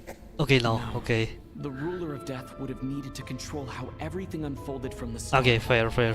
Makes sense. Our ranks this late. We discovered the investigation report of the person we spent in the theater after the performance. Has to be this time, after the performance. That's right. This was the moment. Right at the start. Before any victims had even emerged, Alosha was switched with the ruler of death while everyone's guard was still down. Oh god! When all this began, right after the performance ended and the snowstorm began to pick up, no one suspected anything unusual. We just assumed we were snowed in. It wasn't until we discovered the bodies the morning after that we realized something out of the ordinary was going on. But it's clear now that the oddities actually started earlier than that, when Dimov walked into the snowstorm and never came back. Right. So Mr. Dimov was the first victim, not Sobolova and Torgov. And if we pinpoint that moment as the beginning of this incident, then one thing becomes clear. Alosha, you are the only person who walked into the snowstorm and came back without the help of vodyanitsa's requiem. Exactly. More precisely, Alosha never came back at all. The one who came back was the Grim Reaper. Oh, the shallow. Oh, the shallow. Not bad. Well, since you've backed me into a corner, I suppose there's no point in keeping up the act anymore. Oh god. Alosha? You're the Grim Reaper? I am no such tired cliché. Mortals should address me as the ruler of death. Oh god. Before being wiped out for good, you identified the two deceased, and even sensed my presence. A commendable achievement. Far beyond what I expected. Oh, this guy has the eyes of Rolova. I heard you can ferry souls. Those deaths each night. Were they your doing? Your initial conclusion was correct. Due to the existence of the two deceased, the ley lines yearned to reclaim those long-lost souls. Every night they devoured an equal number of souls to fill the void. This required no intervention from me. Though, of course, ferrying souls is indeed my authority. Oh, fuck. Here, take a look. Oh? Odette! Mr. True Love! What are you doing? That takes care of today's two. Oh, you. You. Don't get so worked up. You are already dead, and your souls must return to the ley lines. I know we're already dead. You murdered us, didn't you? Murdered? No. Murder is when mortals usurp my authority. Death is my jurisdiction. If I require someone to die, I need not resort to such laborious methods as murder. You simply met the criteria to trigger my curse of death. I know about the curse of immortality. So there's another death-related curse too? You cursed us? But when? And why would you do such a thing? So often, humans pray to me, begging to know when their death will come, and what form it will take. but few people ask why. If you must have an answer, know that death comes simply because one's time has come. So you're not gonna tell us the truth? Hold your tongue. By all rights, you shouldn't even be allowed to speak with me. Those angels from the past are to blame for the reckless renovation of the ley lines here. It's made my work on this occasion infuriatingly complicated. Work? So trapping us here, making us watch our friends die, that's just another day at work for you? You clearly have a lot of questions. Fine. As a reward for your remarkable accomplishments over the past few days, I shall answer a few of your inquiries, provided they aren't too unreasonable. Okay. After the physical body dies, the soul must return to the ley lines for that person's death to be considered complete. My work encompasses the entire process of death, including, naturally, the guiding of souls into the ley lines, with which you are now so familiar. It's the Great Reaper! You must also be Oh rather my God. familiar with Natlan's Night Kingdom, I presume? Yes. It was I who supported the creation of the Night Kingdom. No, that's true, I remember It that. provided a convenient means of guiding the souls of Natlan. Here, too, the ley lines connected to the theater underwent some modifications. The angels hoped to make them capable of accommodating the souls of some special creations. But this actually hindered their ability to accept ordinary souls to some degree. This effect manifested itself after you died from the curse in the theater, leaving you stranded in the afterlife, unable to achieve a complete death. But if souls who die from the curse of death fail to return to the ley lines within a short window of time, they will miss their chance for good. Then, they will remain forever suspended between life and death, no longer subject to the authorities of either.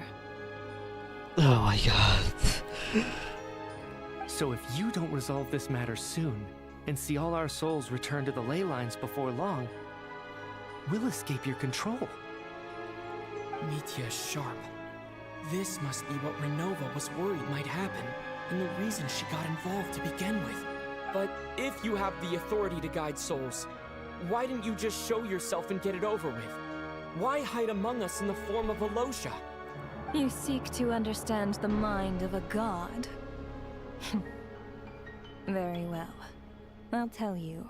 This is a theater, and I decided I wanted to watch a show about death. Just for That's amusement, why I okay. encouraged you to take the events to the stage. I found myself getting quite immersed. I suppose the entertainment you provided makes up for all the trouble you've caused me by being so defiant in the face of death. There. Are you happy with my answer? Can't say I am. Not, but... I mean, it's an Really? answer. But it fits the stereotypes you humans have about gods. Just moments ago, you were complaining about how infuriatingly complicated your work here has been. Work is work, I get it. There are times when it's a huge pain, but you just have to get it done, right? That's a rather unique perspective for a human. You are in fact correct. There is a pain point in this case. Due to the obstruction in the theater's ley lines, there is a hard limit on the number of souls they can receive each day, making it impossible for me to ferry all your souls at once. Revealing my identity too soon would inevitably have led to futile resistance, and there was a risk that any souls who chose to run would disappear. Then there was the issue of the two lost souls you called the deceased. The way you resolved that quandary was all part of my design. That's what I don't understand. If all of us were souls of the dead, what made their presence among us special? For centuries, they have refused to return to the ley lines, exploiting the issues created by the angel civilization to resist being drawn in. Centuries of obsession accumulated during this process. You may think of this obsession as the resentment of the dead, and in this quantity, it was a bomb that could have detonated at any moment. It reached the point where I could not afford to leave it unchecked. But the only way to fix it was to help them acknowledge their own deaths, make peace with their regrets. and willingly walk into the snowstorm. Only then, with my guidance, could they finally return to the ley lines. Otherwise, you would not like to know what the consequences would have been. I vaguely remember seeing Batashka, but in the most terrifying form. Was that in a dream? Is that what would have become of her if she hadn't returned to the ley lines? Oh, the dream I played see knowledge. your dreams brought you many revelations. So you see, death in fact grants wisdom to mortals. Souls connect to all things in the world and see the chain of cause and effect between them. It's nothing unusual. Anyway, giving psychological counseling to lost souls is not my strong suit. That is more of an angel's role. It was something I could not resolve directly using my authority, so I decided it was easier to leave the bomb defusal to you. Damn. Meanwhile, of course, their presence caused the souls of other members of your party to return to the ley lines each night. From where I stand, that was killing two birds with one stone. As both issues slowly resolved one another without me having to lift a finger, all I had to do was stay close by and keep the situation under control. Then use my authority to wrap things up at the end. And, of course, while I was at it, I thoroughly enjoyed watching this drama, dealing with death from a mortal perspective, play out on the stage. Sounds like you had it all figured out, Grim Reaper. I just did the math. You said there's a hard limit to the number of souls the ley lines here can receive each day. It's 2, isn't it? But there was one missing. That much is obvious, even to a fool. But It's time to review this whole affair. If the ley lines can only take in 2 people per day, I need to go over the deaths from these past few days again. but once someone only one died. Oh. The show begins. Okay. Looking back now, none of us had the faintest idea at the time. From the moment that staff member named Demoff walked into the snowstorm, the incident had already begun.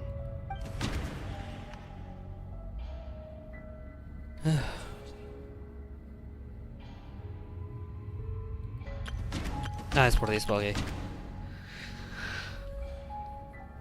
Oh, wait, no, never mind. I had something else in mind, but that doesn't make sense.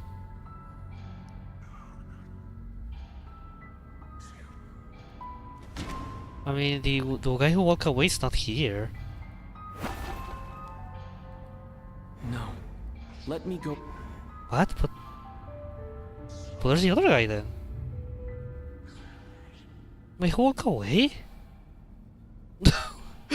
Oh gosh, I just missed one day. I just lost you one day. Well, not one day. Over like 2 days, and I forget everything.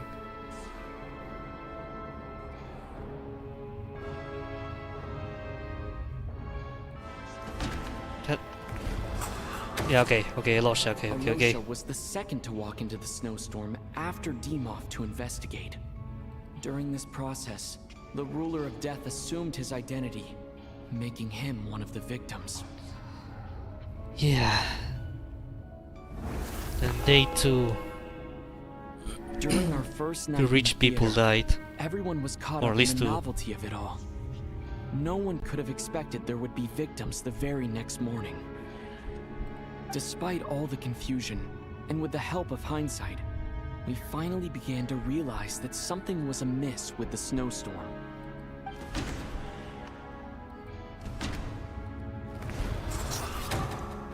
This will return a ley line for on the first night. The ley lines devoured Torgov and Sobolova on the first night. At the time, we thought this might be a murder case connected to Lelik. But not really. Odette and I spoke a lot that night. 3 people were on watch, but in the morning, we discovered that someone had fallen victim all the same. Ghoulish. In Rampana. So as to return to the ley lines on the second night. Rampana caused everyone to stop suspecting Lelik. Unexplainable phenomena occurred one after another, leading Mitya to suspect that we were caught up in a supernatural event.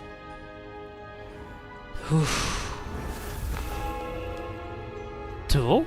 Later, we discovered that there seemed to be an extra person among us. Oh, and I see now. subsequently discovered the existence of the deceased. Never mind, makes sense. Because he was first he was Shram. I had lived Mr. for too long. realized he was the deceased and walked into the snowstorm to return to the ley lines of his own accord.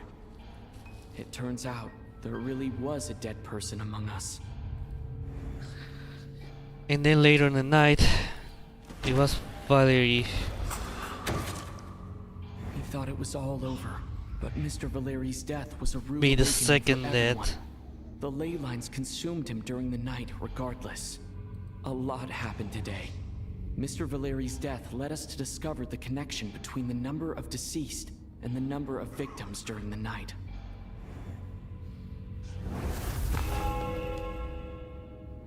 The fact that there was more than one deceased seemed to bring us back to square one.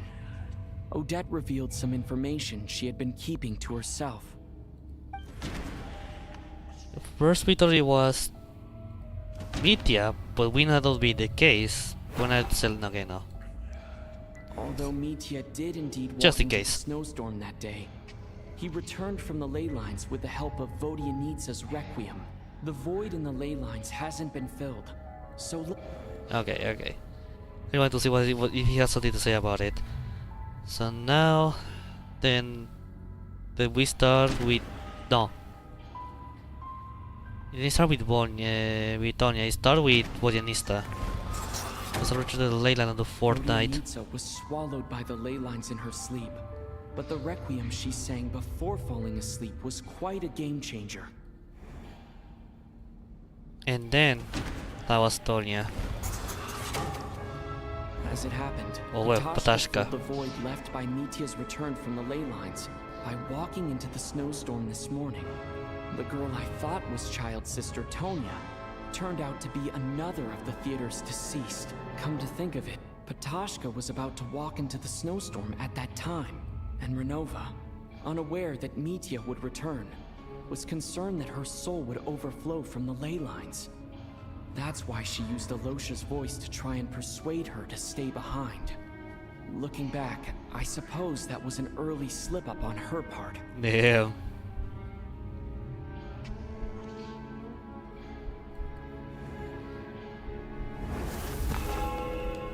Who died today? No one could have expected anyone who walked into the snowstorm to return. But just after nightfall, Mitya returned, bringing crucial information with him. Various truths began to surface, including that all of us were already dead, and that the ruler of death was here among us. Then, after revealing her true form, Renova callously claimed 2 souls. True enough. His soul was taken by Renova. And Odette. Her soul was taken by In Renova. fact, everyone was already dead by the time we took the photo. And in the days since, we've experienced many more partings in the afterlife. Now, only Mitya and I remain. And the true culprit behind everything still stands before us. In Mitya's eyes, I see the same anger and frustration that I feel. That covers everything. It's all clear now. Your work isn't finished here yet, is it? The Traveler and I are still standing here, safe and sound. The water imp's song threw things off a little, but it is of no consequence. The ley lines have already anchored your soul, and the first ray of light tomorrow morning will take you back. I, meanwhile, need to review my attitude towards the water imp race.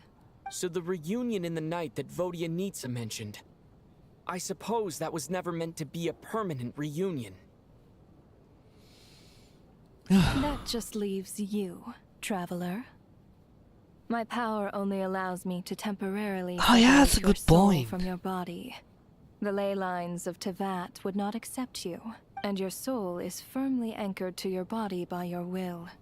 For a descender like you, who is not bound by Tevat's rules, your death can only be brought through the most violent of means, such as directly destroying either your body or soul. Damn, Daniel! But you haven't done that yet, have you? Thanks for letting me know that at least I can still be safe. I have no interest in involving myself with Descenders. For now. Although, this may change if Asmodee remains missing, or you insist on interfering with our affairs. One Where's last question Asmodee? then. All our struggles and sacrifices here, they were meaningless from the very beginning, weren't they? Of course they were. Death abides no reason. Besides, what you call sacrifice is merely a concept created by humanity. To me, it is nothing more than a self-indulgent charade in the face of death. Mere mortals fantasizing that their actions could reclaim something from my grasp. A truly laughable idea. Oh, cutscene time.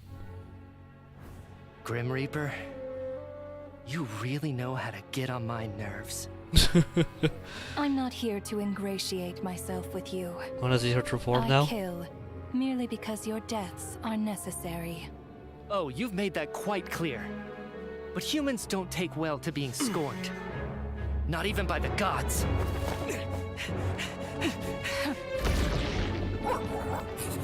Oh my god! Fucked up evil dogs!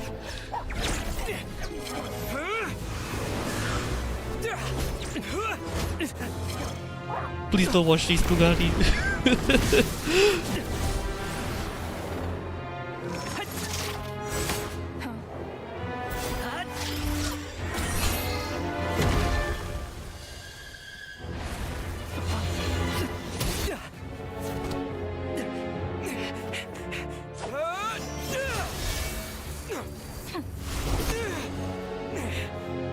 This is futile. You must know that you are powerless against me in my own domain. I suggest that you save your strength. For what? Maybe we can't change anything. But if nothing else, we can at least teach you to have some respect for the dead. Audacious.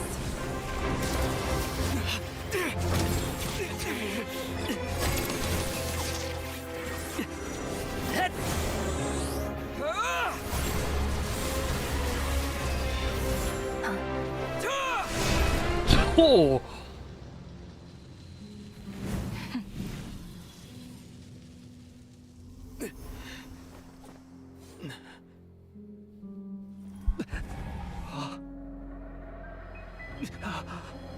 Uh-oh.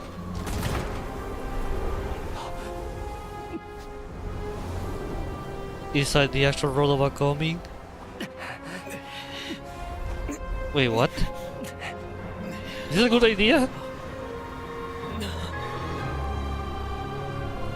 Oh, fuck.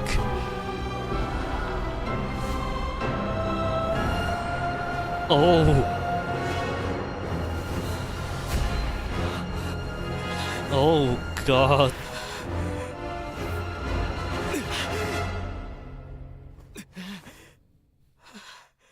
Oh.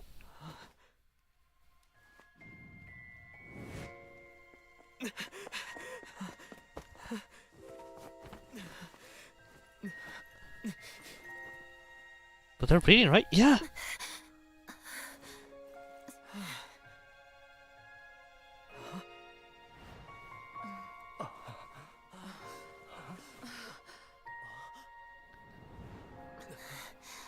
What the?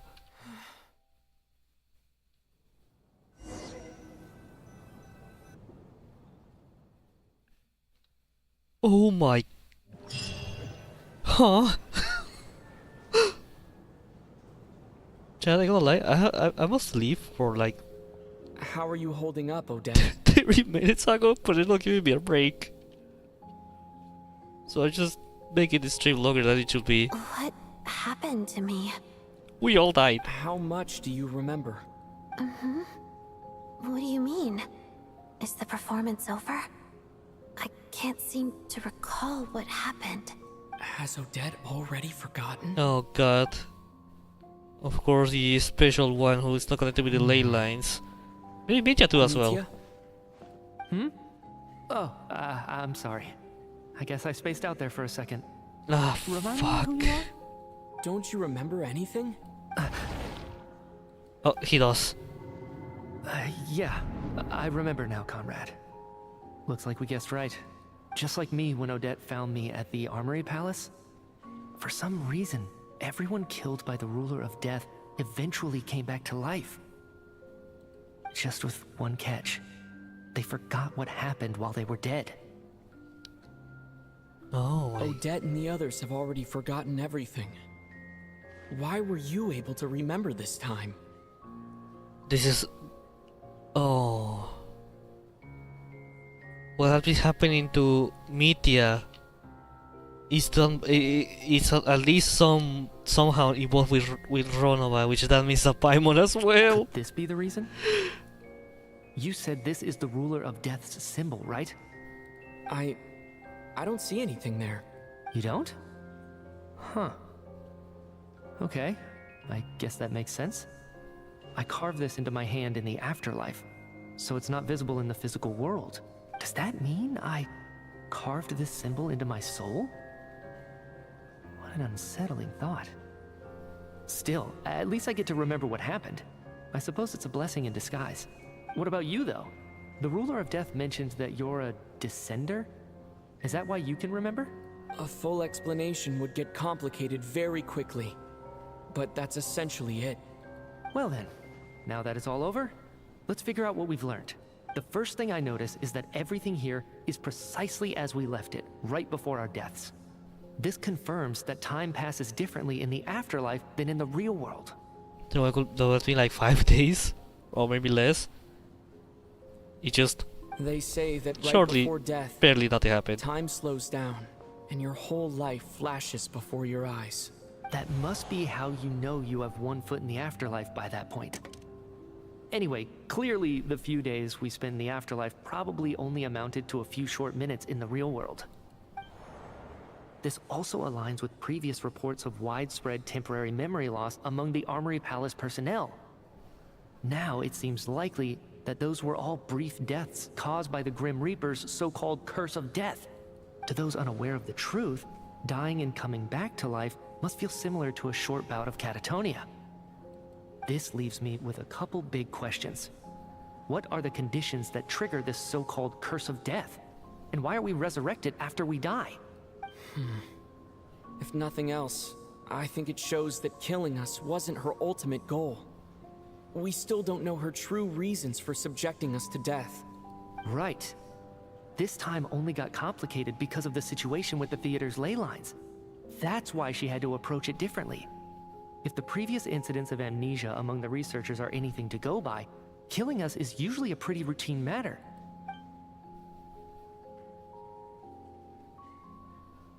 Come to think of it, wasn't I about to note something down before I died? I can't remember what it was, but I think it was something related to my research project. Sorry, Traveler. I'll catch up with you again later. Right now, I have to make a trip back to the Armory Palace. Sir, this is fucked if up. I may, no one of your description has ever shown up in my investigations into Mr. Mitya's friends. Yet, you two seem very familiar with each other. Could you perhaps tell me where he was in such a rush to get to? And, by the way, have we ever crossed paths? Forgive the presumptuousness, but I feel a vague and indescribable sense of familiarity about you. I can explain everything. Could you help me gather everyone in the theater in one place? Everyone gathers on stage once again, but this time you do so in the real world, without everything outside being devoured by a snowstorm. Due to the unique properties of the theater's ley lines, it seems no one has completely forgotten the experience in the afterlife. Oh wow! As you recount the tales of what happens, people slowly begin to remember, as if accessing memories of a distant dream. Everyone is lost in thought. Everyone confirms their own fate with each other, until finally today's show draws to a close. Okay, but please let me pause now. I need to leave. I've been here for like, whew. Oh, yeah. So, God damn it. really is going to shut down the factory. The boss Yes, is... this theater incident actually did us some good after all. So, you said I promised to take you to the Armory Palace while we were in the afterlife, yes? I believe you. I think I even have a vague memory of it. I want to go back and check on Paimon first, even though not much time has passed for her. Agreed. Let's check in on her first. The whole reason for our trip to the Armory Palace anyway is to figure out what's going on with her health. You have too much left. But Chad, I can't really not stay here so for long. I really can't. You know what? Let me do something quick. How much life I have from Act 2? Like, I'm gonna search like a quick video. No commentary. So at least I have an idea how much I have left.